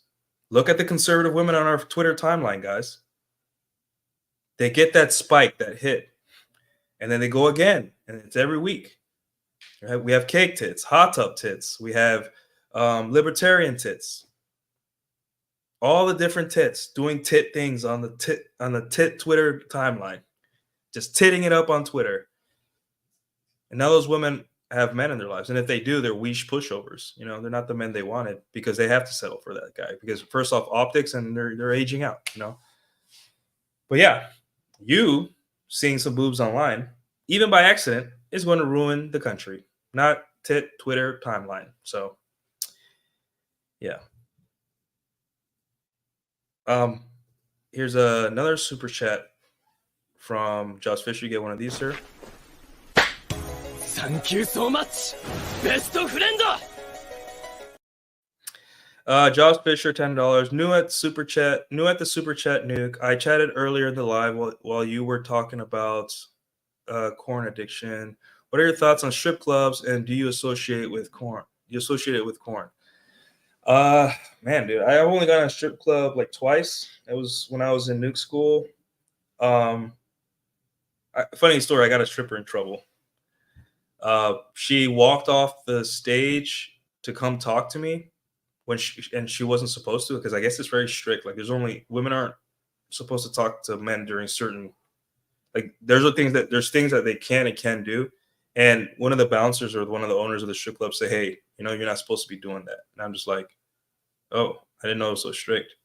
But for strip clubs, for me, I don't understand having a girl's sweaty ass in your face and being grinded on. But I kind of do. Maybe I have a big ego for this stuff, right? Maybe it's because I don't let I think there's something that happens when you go to these places for men, is that you kind of play along, right? You just like, I know these girls don't really like me, but let's just pretend, right? But I think it's more about sexual compliance. It's the sexual compliance but like physically, that's what men need. We need sexual compliance, right? And it's not like not forced sexual compliance. It's voluntary, because forced is illegal, that's a crime. But voluntary sexual compliance from women, right? And I think the strip club gives you that experience. And I think in my first or second time in a strip club, there was this girl that was like, okay, she's cute. I got to dance, and they took me back into one of those back rooms. My friends were like, yeah, Navy guys, right? And the girl danced on me, right? And I guess the dances in the back rooms are more intimate. And the minute I smelled the butthole or had her butthole near my face, I'm like, this is fucking gross. Like, I don't know this girl. I don't know why, right? And I think maybe it's just, I don't know. I never got that part. However, the second time I went to the strip club, I went to one of those rooms, like I guess a private room. You weren't allowed to I guess you can't have, I don't know what the rules were, right? I was just this young Navy guy, everyone's cheering me on. I was gonna make for a good story. I said, screw it. So I went back there and I started talking to the girl, and I don't know. This is gonna be the lamest thing ever, but I felt like what the fantasy was for me was that this girl, I wanted her to be a normal girl, like normal chick. So when I talked to her, I wanted to know about like her favorite food. I wanted to know about like, do you have a kid? Are you a single mom? Like, what do you do during the day? You know, like I wanted the fantasy of her being a normal girl, but also a hoe, but for me, right? But that part was the hardest part because man, we want women to be whores just for us, right? I get that, but my mission in there, like my brain was telling me, yo, ask her about what are her favorite TV shows. It was like I wanted it to be a date, and I think that's the reasoning behind the sugar baby stuff and the parasocial relationships, which guys, a lot of women think that we just are sexual deviant and we just want to see women get pounded on camera. Great, I understand that. I mentioned that at the beginning of the show, but I think it's that we want that girl next door, women that likes us for us kind of like relationship from a woman that's, I don't know. It's like I can't explain it, man. Like it's very difficult. It just I felt the impulse to just try to right. Maybe that's the allure of strippers that guys try to save them. Like, oh no, she's a normal girl. She just got in a bad situation, all that stuff. And we know that's not true, right? And yeah, it just that was that feeling, like I just and I saw a story on Reddit once, right? Like where they were asking sex workers and I guess strippers what made you quit, right? And one girl, and this is really sad story, right? To me at least. One girl said she went into those back rooms like I did, and the guy didn't want a dance, the guy didn't want to do anything handsy, right? He just sat on her lap, right? And he kept paying because you got to pay like every 30 minutes or something for more time. He kept paying 4 hours, and all he did was like he just wanted to talk to her. Excuse me. He just wanted to talk to her, and they had talked about their favorite animes. They talked about life, favorite food, with their favorite restaurants. Right, the most normal conversation you can have with the woman. That's what he paid for, and that affected the girl in the story because she's the one telling the story so much that she quit. She couldn't do it. She cried all night. She cried that night when she went home. Right. Um, and I can see why that guy would do that. Right. I don't know much beyond that psychologically why we men want to frame maybe it's an ego thing, but why we want to frame women like that as like normal women, you know. But I really didn't want to get handsy right away with this strange stripper woman. She was cute, but like I felt very uncomfortable, just like like I just like, can we? I felt, you know what it felt like? Like she was like, "Hey, touch me, like grope me. You paid for this. Just we can't have sex, but you can grope me, and I can grind you, whatever, And I'm just like, I didn't want that. I wanted like hey, what shows are you watching? What's your favorite color or whatever, And the thing is that the girl, she like was like, this is weird. But then after a while, she opened up, blah blah, started talking. So yeah, I don't know the association if there's any psychological association with it on the screen, but I think just like guys look at adult films that have like real life situations that could happen, I think it's the same kind of thought process, right? Where you're in a hypersexual zone, you know, it smells crazy in there, it's because there's so much open vagina and titty sweat and under boob sweat and all that stuff in there, and it's like it's dingy, But you're just trying to frame this girl as a normal girl. I guess that's what it is. But sorry I couldn't explain any better, but that's just a very personal perspective. There's probably some psychologist that's figured it out or some red pill guy that's figured it out, but don't know. But yeah, get back to these comments. So thanks for the super chat, man. I appreciate it. Let's see.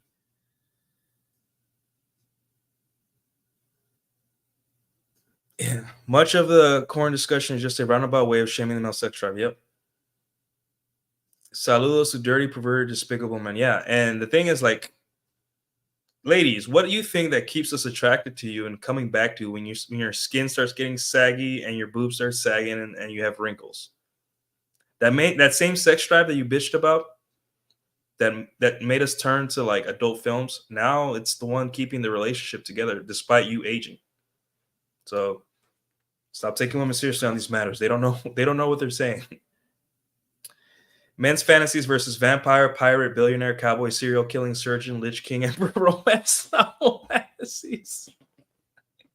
Lich King, not the Lich King fantasy. That's hilarious. Oh, Fred.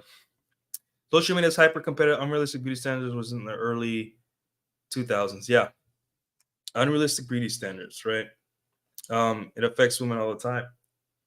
And look at women that get into the intersexual dynamics talk, the red pill space. Every day they get into fights, right? I'll give you an example. You guys know Michaela, the girl I interact with on Twitter, right? Started her account, was nobody, right?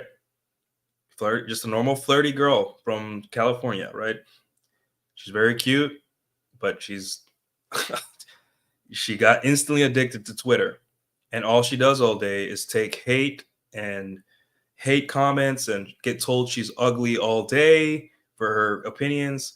And guys would be like, well, that's mean. I'm like, it doesn't matter about being mean. It's that if I were her boyfriend or her brother or anyone or any male thing in her life, right? My first concern would be like, you should probably log off Twitter. It's not healthy for you. You can't handle it. It's not good for you. You need to log off and stop arguing with men you don't know with profile pics of like anime characters. You don't know them. They're inconsequential in your life. You have problems to worry about. Why do you need to be right on the internet so hard? Right? You're not even paid for it. At least I'm paid a couple $100 a month, right? But you're not paid anything. You get your indignation, right? But then like if you do find a guy, you're gonna bring that to him. Is that fair to him? And that's another thing, guys. Another aspect of social media. They keep coming out, right? They keep coming to mind. A woman will see TikTok trends and literally destroy their relationship because of a 30-second video that some hoe across the country said, right? A lot of girls started dumping their boyfriends because of the Barbie movie. And girls were like, she makes a lot of sense in this 30-second TikTok video. This girl that doesn't know me, doesn't care about me, has never met me, is never going to meet me. You know what? I'm going to dump my boyfriend. Hey, boyfriend, I saw a TikTok trend. You're out of the picture. And now I'm single, back to the streets.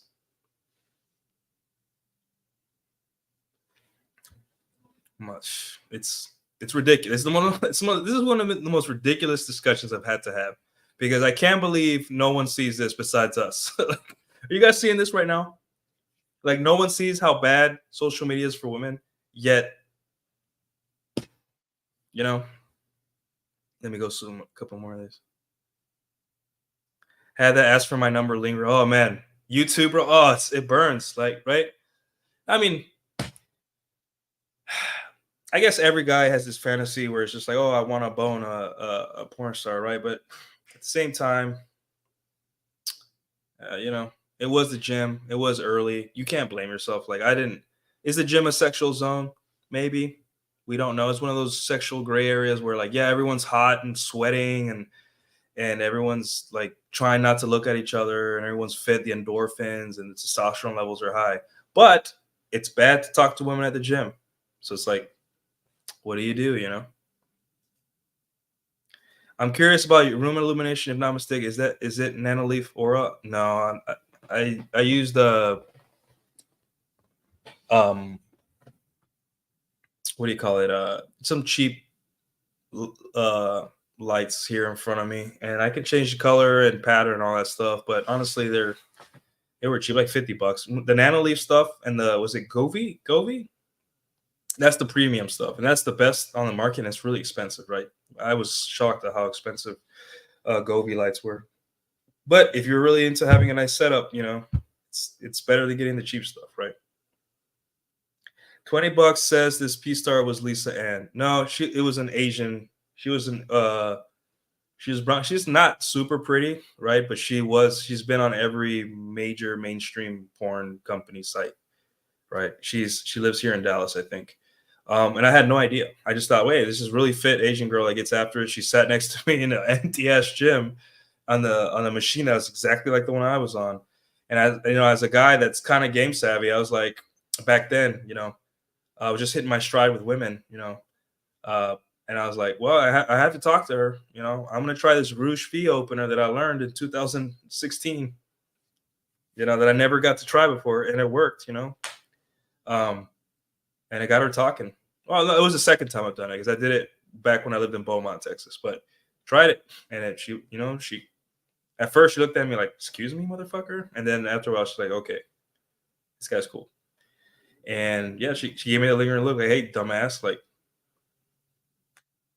you know, what's next? Come on, like, come on, you know. And then I didn't do it because you know I let the whole don't talk to girls at the gym thing. But she wasn't like, she was to me she was like a 5 out of 10, but like just super cute, you know, like nothing special. I mean, it is the gym. No one has makeup. Everyone's just trying to work out, right? But no, she was. If you wanted to narrow it down, she was brown skin, she was Asian, and very small and petite. Because I guess that's like a fetish for men is small petite Asian women. I don't know, but yeah. We talked about strip clubs already. That's why I go for the 6 feet ones. Yeah, 6 feet women.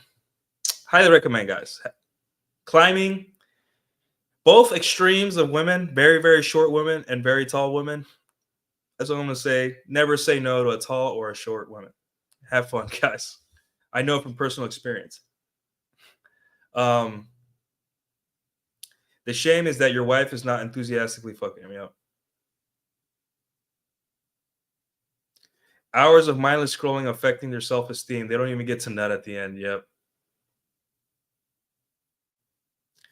Twitch in particular has basically what amounted to softcore porn on the site to the point they had to create new channel calls. Yeah, it's crazy because these women are the ones, you know, making these social media profiles showing all this boob meat to young boys and young girls, right? And it's a social media profile. But again, the adult films is bad. Right. Yeah.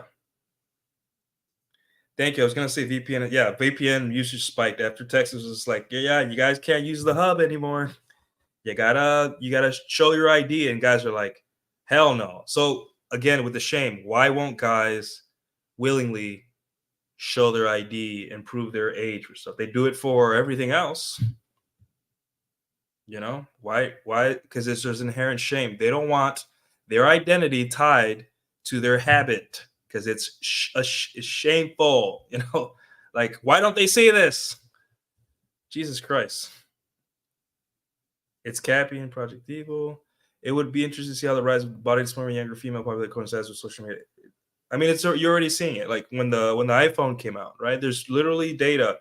iPhone comes out, and then female teenage ultimate solution spikes like this. Teenage girls. I thought we were supposed to care about them, but like no, we don't because you know women's ability to make social media profile is like a right. It's almost like an implied right for women. You know. Trunks Time Machine door. Yeah, I got that at an anime convention. It's 3D printed. I had to get it because I don't know.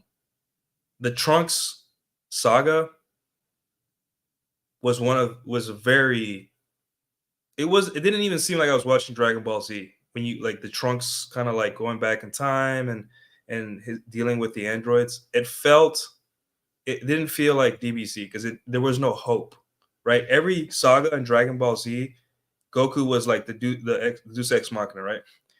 And every saga, it felt like as long as Goku recovers or Goku trains, we're gonna beat the bad guys.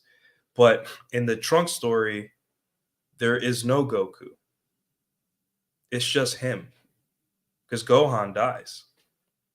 It's just him. There is no Goku. There is no Vegeta. There is nobody. It's just him and his mom. And that's really a parallel to guys who think they're part of the manosphere. They think there's going to be a Goku. There is no Goku. There's only Trunks, you. You are alone in this. And you have to figure it out. And he figured it out. Trunks figured it out. He said, I'm going to go train with these guys. I'm going to train with these guys, get buff, train with my dad, train with Goku, fight alongside all these guys, try to undo stuff. Realize I can't undo it, but all I can do is get stronger. And then go back in the timeline and obliterate these two androids. and I'm gonna go back and live a happy life with my mom. And I'm not gonna need like the world to thank me. I just want to help rebuild the world. That's a beautiful story. That's one of the most beautiful stories in anime, honestly. And I think it's over. I think it's underrated. And I think that the Time Machine with the words "hope" written on it, it really is a representative of guys trying to fix a hopeless problem, whether it be their reproductive problem or whether it be destroying the androids that destroy the world. I can get into that. I had my theories, like my psychological theories on why that saga was so important to me. But yeah, need my 6'3" Aryan princess. Oh, you'll find them in Dallas, man. Like I live in a tall blonde capital of America, man. It's crazy.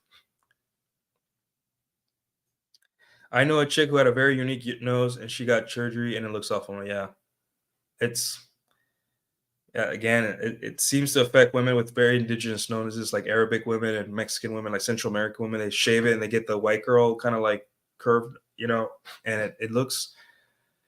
The thing is that all these plastic, they all you start all these women start looking the same. It's going to the point where like I'll catch like an Access Vegas, or I'll see the thumbnail with all the hot chicks with the titty meat out and all that stuff, and I'm like, two of these girls, I wouldn't be able to tell them apart if I saw them down the street. Maybe by voice and all that stuff, because sadly that like there's like one template for plastic surgery. It's just all look the same, right? There is no like, hey, give my nose this kind of flavor, this thing. And if you guys remember watching the movie Bicentennial Man with Robin Williams, right?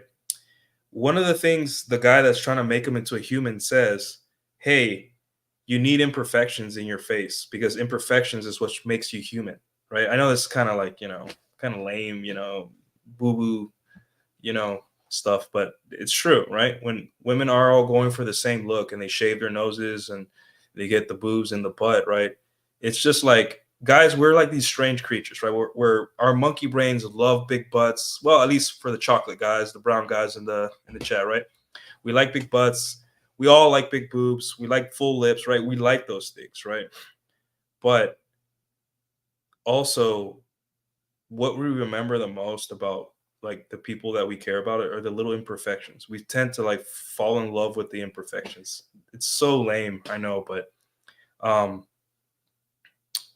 I would be horrified if any of my girlfriends got surgery, nose surgery, or any of these surgeries while they were with me. I'd be like, "What did you do?" Because that I fell in love with your nose, not I like, And I did go on a date with a girl last year around summer, or no, around this time of year, was it? I don't remember. Uh, yeah, I think it was around May. Yeah, maybe a year ago, June. And I went out with her and we sat down and we had a chat, and she seemed one of these girls that kind of was like obsessed with like Kardashian culture and Yas Queen culture and all that bullshit. And we started talking. It was pretty fun. And then we got to the fact that like she opened up and said, "Hey, I'm just kind of jealous of my sister because my sister's the hot one." I'm like, well, okay, and I get it. Women are insecure about their looks. I'm like, cool.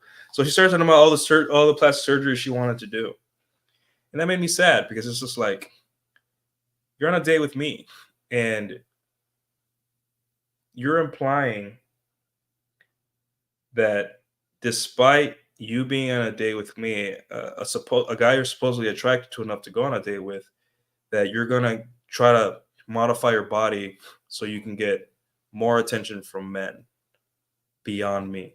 And it's just a weird thing to talk about. Like in the moment, I didn't care. I'm like, yeah, but I thought about that. I'm like, wow, it's just a strange thing. And again, that's the social media that's telling women that, like, yeah, they need to look like almost like a bimbo to get a man to love them, right? I think now she's married. Last I checked, maybe last year, she's married or has a boyfriend, right? She was like 31. But yeah, like so hypergamy doesn't care about the secondary effects of social media. Yep. All right. All right. Let's see. Let's see. Nuke gonna nuke him. Yep. Volcel. Oh, voluntary celibate. Oh, okay. Thank you. I was wondering if you were gonna say me too. Yeah. Nuke is real as fuck. Hey man, I'm just telling it like it is. And I'm drinking tea from a honey citron container I got from H Mart. Was it H Mart? Oh no. I've had this for a while. Somebody gave it to me. Um yeah, basically are guys pervert for being born with a penis? No.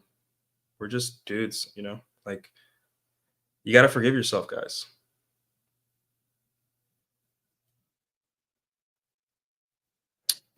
Sorry for being late, G. Oh, it's all good, my friend. My whole house is naked women. Oh, dude, you pervert addict. Get this guy, throw this guy into a crazy house. This guy needs to be restrained. He's a danger to society. He likes naked women. Yeah, I hate the term sex. I'm like, jeez. Hey, Nuke, is salsa not really a big thing down in Texas? Yes, it's freaking huge.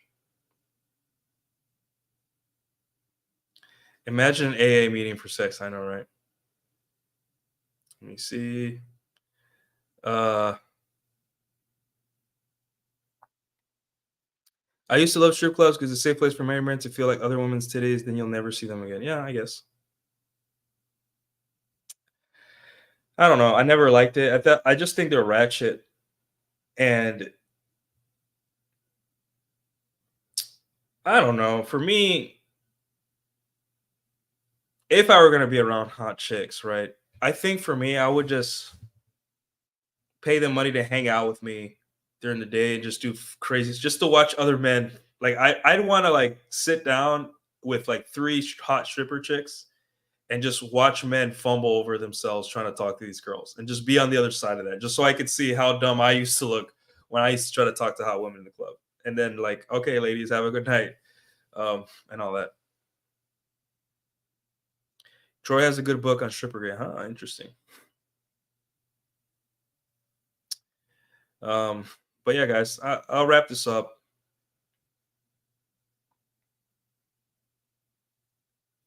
Android Cell was the best cycle. Yeah, just like that specific Trunks story was very it's very off brand for Dragon Ball Z. It was very like Goku's not coming to save you, Trunks and Gohan. There's no Goku. There's no hope. And on that that toy time machine I have behind me. It's not toy, it's 3D printed. Hope is written on the side of the time machine, right? Just like in the show. And I started thinking like why is it that the whole Trunks arc and the movie, why is it hit different than the rest of Dragon Ball Z? Right? It's because there was no one to save him. He had to save himself.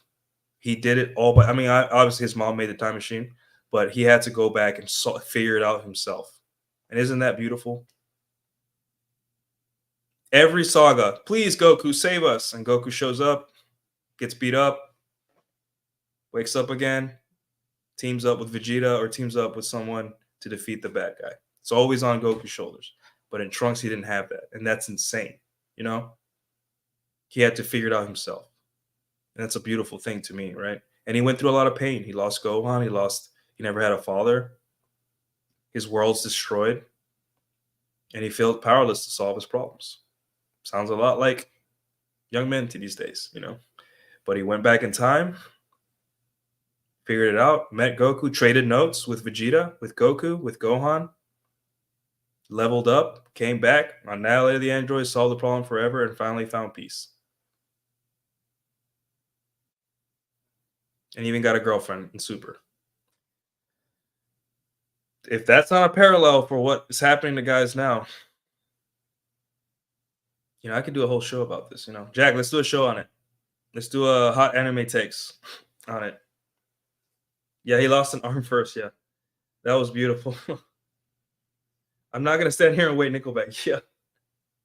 Speaking of Access Vegas, Rollers Live right now. Yeah, I don't watch those shows because like I don't have anything against the ladies. I just don't want to hear ladies take 30 minutes to explain that they like abusive guys, emotionally abusive guys, and I don't like when Rolo or Michael are spitting absolute facts and absolute fire to get interrupted by a girl saying, "I don't know," that doesn't apply to me. Like it gets like let him cook, like let them cook, ladies, and then you can talk. I don't know, not for me, guys. The less content of this that I watch, the better my content is.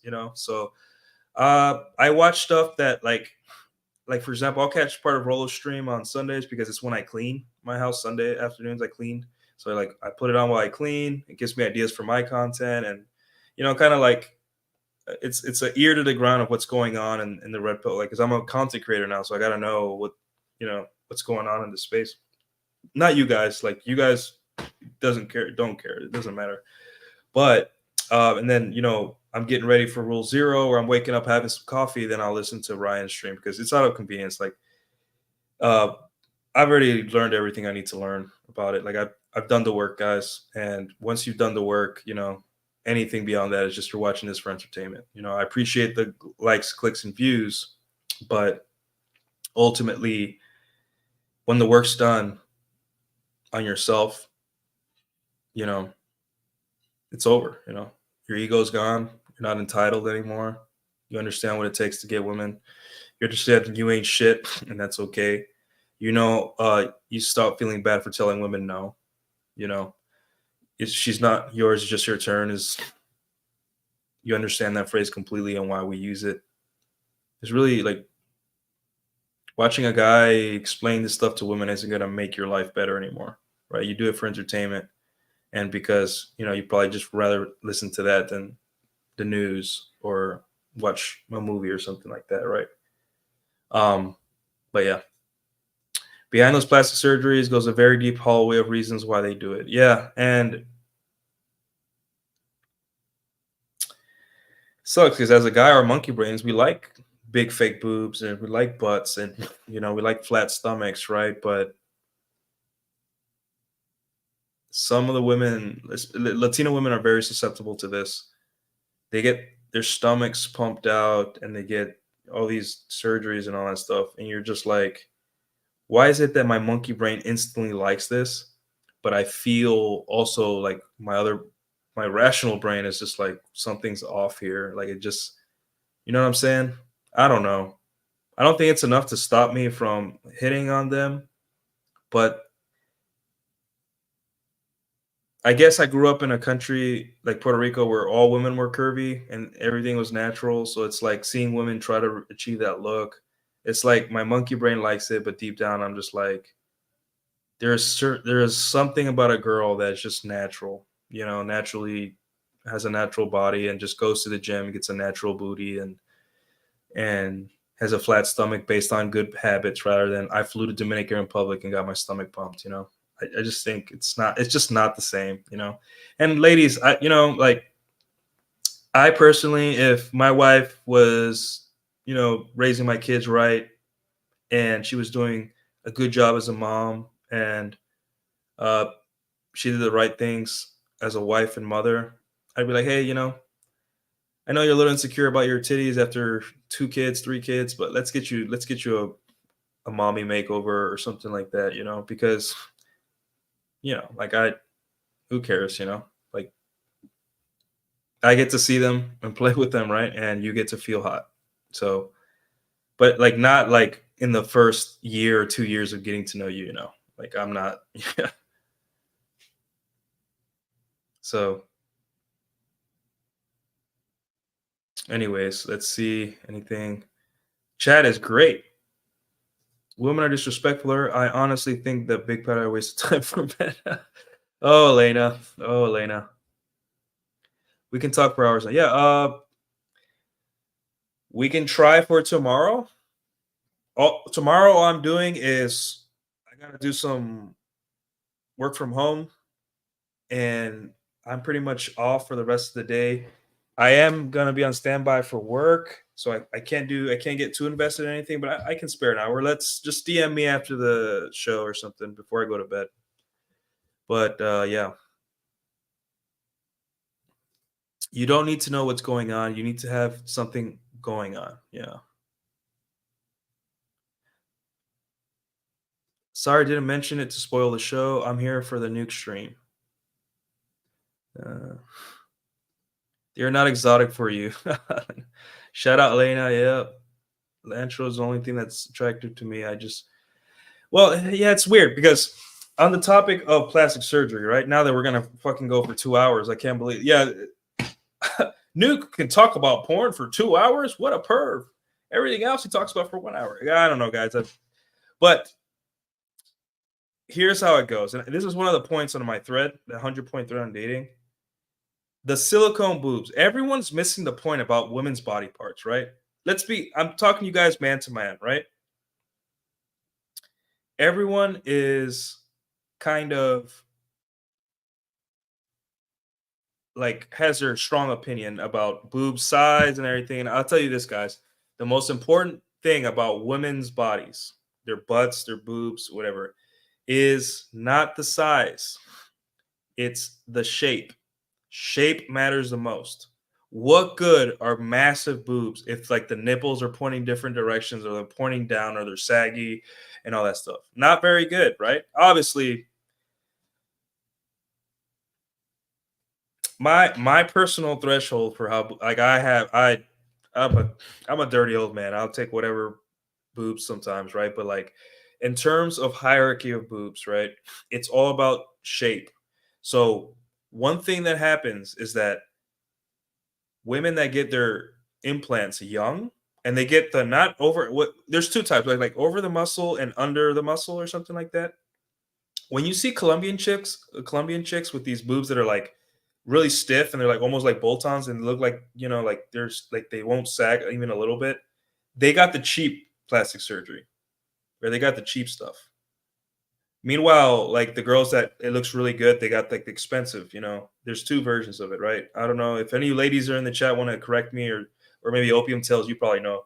There's two types. The thing is that when women get their implants young and then they grow into them later, they look amazing, right? But if they're like 40 or 50, there's only so much implants can do for you, right? You can get massive boobs, right? But like you're not going to grow into them as a girl who got them when she was 21. And that do with that information what you will, right? But that's just how it goes. Like women that get their implants young, they may look like bolt-ons when she's young and super thin, but like as she has children, as she grows older and she gains that like little 15 pounds of mom weight, which isn't bad, guys. Like, hey 15 pounds not bad for after a pregnancy. I'll take it any day, right? Just not 30 or 40 pounds. But they look better because they start filling out, looking natural. They have a natural sag to them and all that stuff. And here we are, guys, talking about boobs at 11:07 p.m. Central on a Thursday night. But yeah, that's just boob hierarchy for me. It's always going to be shape is first, right? I prefer some A cups or B cups that have a nice natural shape, or giant triple E saggers that point downward, right? Or giant spherical like boobs that I feel like I would pop if I played with too hard, right? Um, it's all about shape. It's always going to be about shape, right? And some girls are just blessed. But the cool thing about being a guy is that sometimes, most of the time, we don't care. Are you ready? Are you hot and ready? That's all we care about. Lights are on in the club. Let's go. But yeah, that to me. It's I think it's better for women to get it as early as possible, as soon as they're sure they want them, because if they get it too late, there's only so much they'll do for them because you're not going to grow into them better because of age and natural aging process. I don't know, but that's just an opinion of some red pill guy on the internet. Don't take it with a grain of salt, right? Microsoft 10 begs to differ. Hey man, uh wait, no, we agree because I think his girlfriend and the woman he messes around with all have fake boobs, but they're super young, right? So when they get older, they're probably going to look much better because they grew into them. I think we totally agree. So I'll take a girl with average size natural boobs over XL silicone balloons. That's just me. Yeah, but there's guys that fetishize like the bimbo look too, and that's like that's the cool thing about being a man. You don't have to explain to anyone what your preferences are. It's what you like. But for me, I used to think I need these. I'm Dominican and I need just big boobs. But then I realized, wait, what's the good of big boobs if they look weird, right? Like I prefer a nice B cup that's cute little boobs, that look natural and normal, than over like massive boobs that just look weird. But hey, every man is different. But yeah. But Nuke, how dare you? Their sexuality is evergreen. They can do implants at any age, according to feminists. Yeah, I mean they can, but like again, skin elasticity, scars, and all that stuff, and also like, um, here's one thing people don't understand about BBLs and big boobs and all that stuff. It's okay. I'm going to talk about the butt side, right? Women having a naturally big ass from the moment she was 18, it's different from women that just get it out of nowhere, right? Having grown up in Latin America, women are very curvy, right? We have a lot of African ancestry in our genes. And so that manifests as very curvy women and taller men. If they're, like Dominican, we tend to be the tallest people in Latin America. And growing up in Puerto Rico, the women were naturally curvy. And there was like a sort of personality that went with that, with girls having big butts and big natural curvy bodies, right? Like curvy. I'm not fat, like like they are built that way due to genetics, but they were thin, but they were curvy, right? And the way they were, the talk, the walk, their essence of being a woman, it was different. Like it was like, yeah, I got a big butt. It's like it's annoying, but it is who I am. It's who I am. And then you talk to girls that get these surgeries, if you have the displeasure of talking to someone, or the pleasure, depending on what type of guy you are, right? It's not the same vibe. No, it's just you feel like it's almost like, hey, you're in a club that you're not supposed to be in, right? It's just different. I don't know. I have to sit down and organize my thoughts around that one, but it's just so strange. Um, but yeah, having a big butt, like as a woman, naturally, like it's just you have one. It's just that's your life.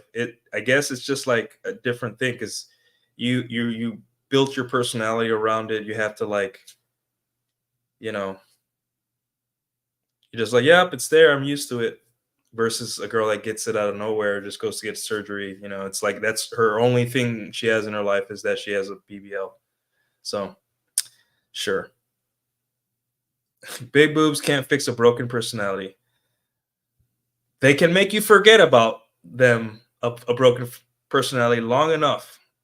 I've seen it happen many times with people that I know. So, um, exercise, ladies, lose fat and get in shape. Yeah, it's always going to be the answer. Is the best thing because yeah, women will get surgeries to look better, shave their nose, suck out the fat, do all these things, right? But at the end of the day, the the reward, it's much better to date a girl who's fit because with that comes a certain level of discipline, certain level of care for herself. Adult, like being an adult is taking care of yourself and all that, right? And you'll realize as you get older, you don't men we don't get alpha widowed. What happens is we date a competent women and we don't ever want to go back. Every guy has that girl that they probably fumbled where it's like, man, she was quiet, she didn't bother me, she was in shape, she did her job, she didn't complain that much. Yeah.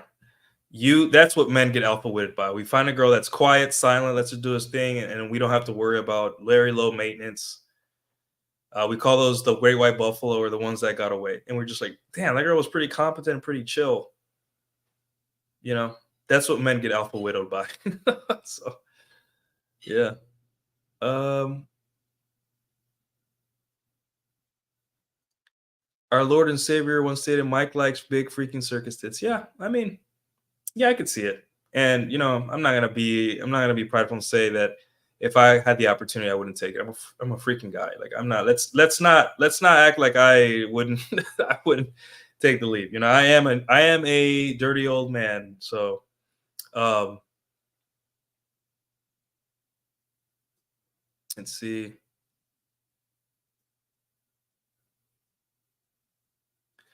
You can ignore reality, but you cannot ignore yeah. But man, it is a bargaining chip, my friend, and that's what I say. Like a lot of guys, they need to have more. They need to require more on the table than looks because looks are very powerful. They will trick you. They will trick you into thinking, damn, This girl was BPD this whole time. I didn't even notice. Yeah, you didn't notice, bro, because she had a great rack. So yeah, guys, going back to the pornography thing, right? We already talked about it. We know why. We know why this argument. Don't fall for it. Don't let them shame you. It's a problem that's big. They make it bigger than it really is. It is a problem, but it's a minor problem. It's simply you either have too much time on your hands, or you need to go on a date. You need to meet some real women, right? And if you're in a situation where you need a release and you can't, dude, no one's watching you, no one cares. Keep it to yourself, right?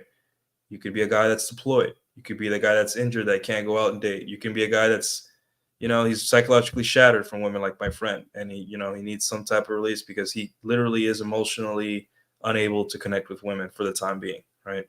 You could be a guy that you don't have any experience, right, with women at all, nothing. Like you can't even, and you're trying so hard, and it's been 6 months, and you're making a little bit of progress, but fuck it, you need a release. And it's not the best thing in the world, guys. We're not condoning it, but it's not some massive problem that a demon is taking your soul and carrying you off into hell. Like Mephistopheles is like, I finally got you. Time to destroy America. Thank you, my loyal soldier. It's like, no, dude, that's what they want to make it, right? Same thing with incel. Like incel's a temporary state. It's not a demographic. It's a temporary state. And the funny thing is that there's no time. There's no time period, right? And if you keep letting people define and run these guilt games on you and let them be successful, right? You're going to be a very miserable man, right? I promise you, your sex life will look better once you stop shaming, getting over that external shame of liking the things you like as a man, whether it be if you like blonde women, then you like blonde women, bro. If you like women that are curvy, then that's what you like, right? If you, for some reason, there's a situation, if you just can't get laid and you need help, right? Get help. There's guys here. We're trading notes here, man. We just talked about 30 minutes. I talked 10 minutes about boobs. That's trading notes in a way, right? But on a more serious note, guys, like that's what we're here for. They don't have the solution for your problem. They don't. Their solution is pray and get back into the longhouse and marry those whores. And if those whores don't want to have sex with you, then you wait. Then you become better. Then you pray more. That's not a solution, guys. That's a waste of everyone's time. The solution is here's some game. What's game? Okay, step one. I always tell guys, if you want to learn game, step one is always think of the most likable person you've ever met. A guy that instantly made you feel like you could trust him, that you laughed instantly. It could be your grandpa. It could be that one coworker that was hilarious. It could be that one guy that every time you met him, he asked you about how your day was going, how do you feel, and you just opened up, right? What was it about him that made you want to open up? It's not about gender at this point. It's like step one, be likable. How do I be likable? What did this guy do to make me like him? Oh, he didn't make the conversation about him. He made it about me. Well, step one, be more interested in the person in front of you than they are of you. See, guys, it's really that easy. It's simple. It's just not easy, right? Because you have to fire test this against women. And I get that. But that's what we're here for. And we're not here to shame you. We never are here to shame you. You shame yourself. This is for you to shame yourself, right? Porn usage is inherently shameful. It's built in within you, your psyche, to after you're done, be like, shit, I should have done something about this besides look at a screen. I should have done something, right? But at the same time, I'm telling you that, yeah, you're going to feel a little shame, dude, but that's not who you are. You're not a loser. You have so much potential. Fucking use it, right? If you do have a problem, like you can't even go to work because of this stuff, then you might have to need a therapist, right? But 99.9% of men don't have that problem. You're not traveling to porn conventions to take pictures and shove your face in a dingy butthole of a porn star. Like that's what guys do. You're not stalking content creators, in real life. That's what addiction looks like. You are a guy with a normal sex drive that forgot that he has to talk to women, or is too tired, or is deployed, or is unable to medical reasons or whatever. and you just looked at some boobs online. Not a big deal. It's not the best thing. It's like that the Uncharted father says, porn is like nicotine, and social media for women is like heroin. Nicotine, socially shamed. Yeah, people still do it, but what do you got to do with nicotine when you smoke? You have to go outside. You got to be away from children. It's frowned upon if you smoke in the car with children, right? There are societal conventions and even laws and codes to make sure to keep you away from non-smokers. Same as pornography. Heroin, no one gives a fuck, right? There is no laws against heroin. The only law against heroin is don't get caught in possession of it, and don't get caught doing something stupid on heroin. But there's no societal conventions besides you'll go to jail if you get caught. So don't get caught, right? But smoking is just like, yeah, you can smoke, dude, but like do that over there, right? It's a bigger problem for the user, for users of heroin, because at least for nicotine, yeah, it's shamed, right? But it's not as addictive and destructive as heroin is. There's a reason heroin is illegal and nicotine is not, because nicotine, while it is destructive to your body, it's much easier to quit than heroin, right? And I'll leave you guys with this final analogy, right, which I've been trying to use, but I got involved in the chat a little bit, right?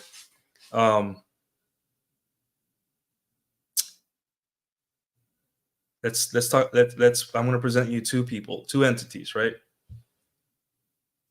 And these two entities, one is a lawyer, or let's say lawyer, high-ranking politician, sort of that type of guy, right? Wears a suit, is an example in his community, hardworking guy, award-winning smile, all that. And then you have the crackhead that you see every day on the way to work, right? And both of them do drugs, right? The crackhead does crack, and the lawyer that has to be a standing citizen because he's running for office or whatever, he does cocaine behind his desk, right? He gets a bump once in a while, right? What is the difference between those two? They're both doing drugs. Hell, the lawyer is supposed to be an upstanding citizen. He's probably doing it worse because everyone expects the crackhead to do crack, right? Which one will you look down upon more? Obviously, the crackhead. And why is that? Why is it that the lawyer politician guy gets to do drugs, bumps of cocaine behind his desk, but the crackhead asks you for money and you're like, Gil, get away from me, you smell, or whatever? Why does the crackhead bother you more than the lawyer politician, right? And the problem is, and the difference is, that you don't have to see the lawyer, politician, high-ranking official, whatever, do that. He does his best to keep it away from his friends, family, society in general. And if he got caught, he would resign, and it would be like, yeah, I'm sorry. It wasn't, and he would face the full consequences immediately. The crackhead doesn't give a shit. The crackhead will ask for crack constantly, will bother you every single day. Even though you tell him never ask me for money again, he'll do it over and over and over again. And you're just disgusted by it because you have to see it every day. And that's the difference, guys. Women's social media usage is the crackhead. Men's porn usage is that lawyer that does bumps behind the desk, that lawyer politician that does bumps behind the desk sometimes when he needs to perform. You don't know that the lawyer does that. It's very rare that you hear about politicians because they all hide it. So a lot of them do it, but they hide it so well. But every day you log on to any social media app, and it's women doing whatever they want, saying whatever they want, mean things, bad things, starting trends. And the trends are leave your boyfriend. And the trends are, hey, let's tell the world that we prefer bears over men, but still expect them to die for us, to work hard for us, to provide for us. You have to see that every single day on social media if you use it, right? Some, Facebook, Instagram, Twitter, whatever, dating apps, right? You have to see that every day. That is the difference between both of these. That is why you hate the crackhead. It isn't that he does crack, because you don't care about his health. You're just like, that's just some dude that does crack that bothers me. It's because you have to see it every day. You have to see his mangled body and his scars from all the needles, right? And the smell. Every day you have to see that shit. And it wears you out, and you want him out of your neighborhood, and you call the police sometimes because and there's nothing you can do because it never goes away. And that is the difference, guys. Women's social media usage and their personalities online are that crackhead. You have to see it. That's why it bothers you so much, right? If one of your best friends came to you and said, "Hey, dude, like, been using this stuff. I'm not good with the ladies. Can you're just gonna be like, dude, like, I didn't even know. Like, I thought you were good with the ladies, like, because man, we hide this stuff from the world because we understand that it's shameful. We understand that we don't want anyone to know or deal with it. It's we regulate it. There's probably guys that are probably huge players that in your real life that probably love this stuff. Probably they probably have folders organized by like height or whatever, just weird Coomer shit in their lives. And they're good with women, and simply they're just like, hey, I just don't want anyone to find out about this. But social media for women, man, you'll find out everything. They're embarrassing their husbands. They'll talk about their husband's small dick on TikTok for the world. And there's no bottom. There's no one saying, hey, that they take seriously, that can say, hey, like, that's a psychological problem. And that's why you hate social media, women on social media so much. It's because you got to see that crack addict shit every single day. The lawyer, you may find out 10 years after he retired that he was, into that stuff. He got busted.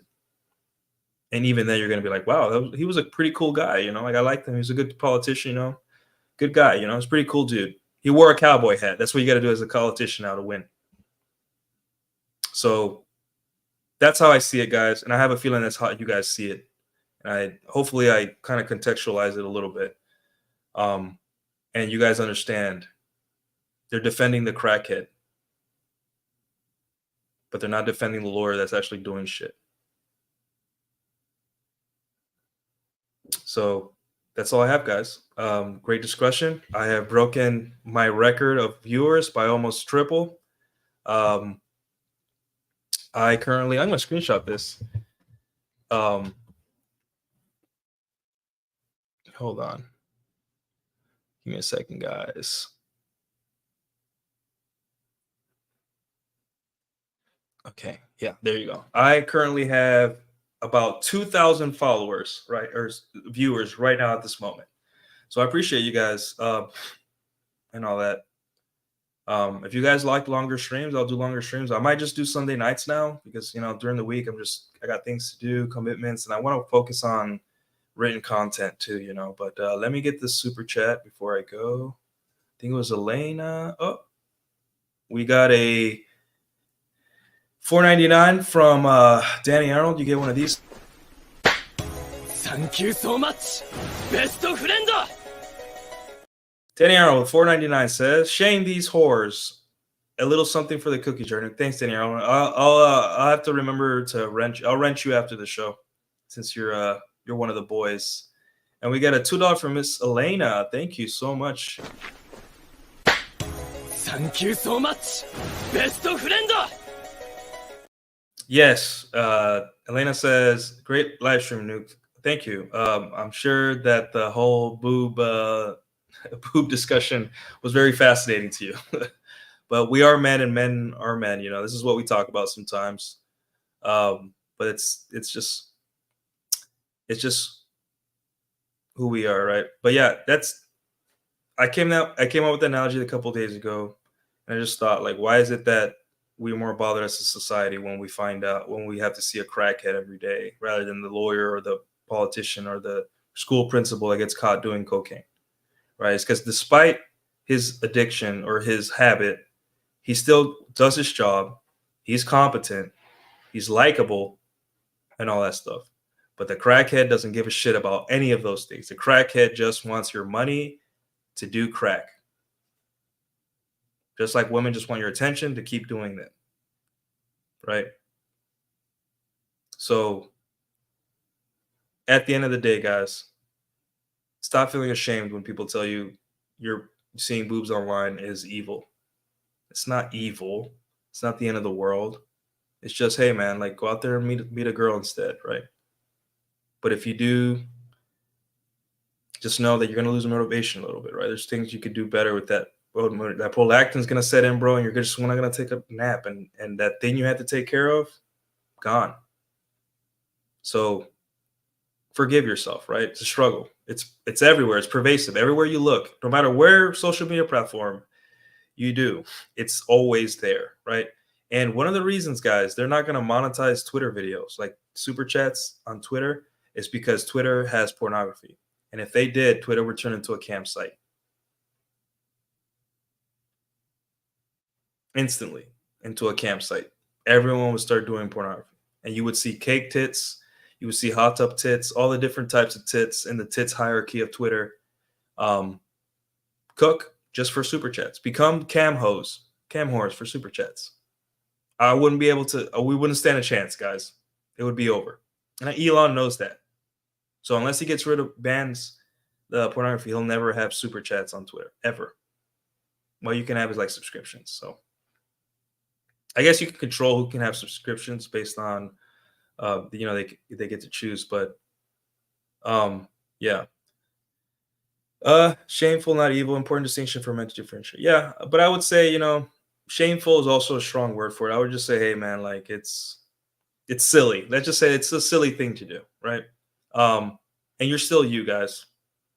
If all of you went and opened, what's the popular? So, I guess this Pornhub. If all of you watch Pornhub and you searched anything that you like, you watched it for 30 minutes and you put it away, your brain is not going to shrink. You're not going to like go outside and that hot blonde girl next door is going to look ugly all of a sudden. Nothing's going to happen.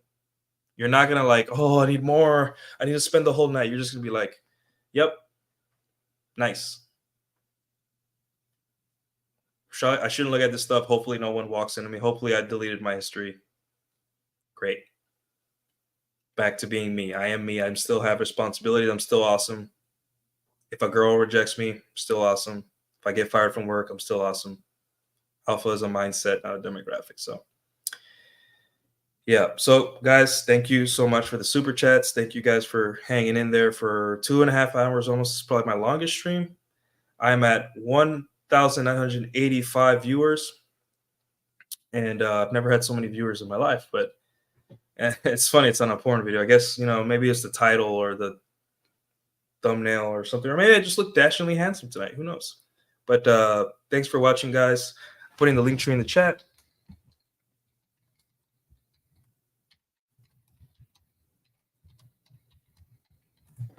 So you guys can follow me on all platforms and stuff, guys. Follow me on Patreon. If you want coaching, DM me on Twitter and Instagram, and we'll set something up. And not coaching, consult. I don't do coaching, consult. And that's all I have, guys. Appreciate you. And see you on Twitter.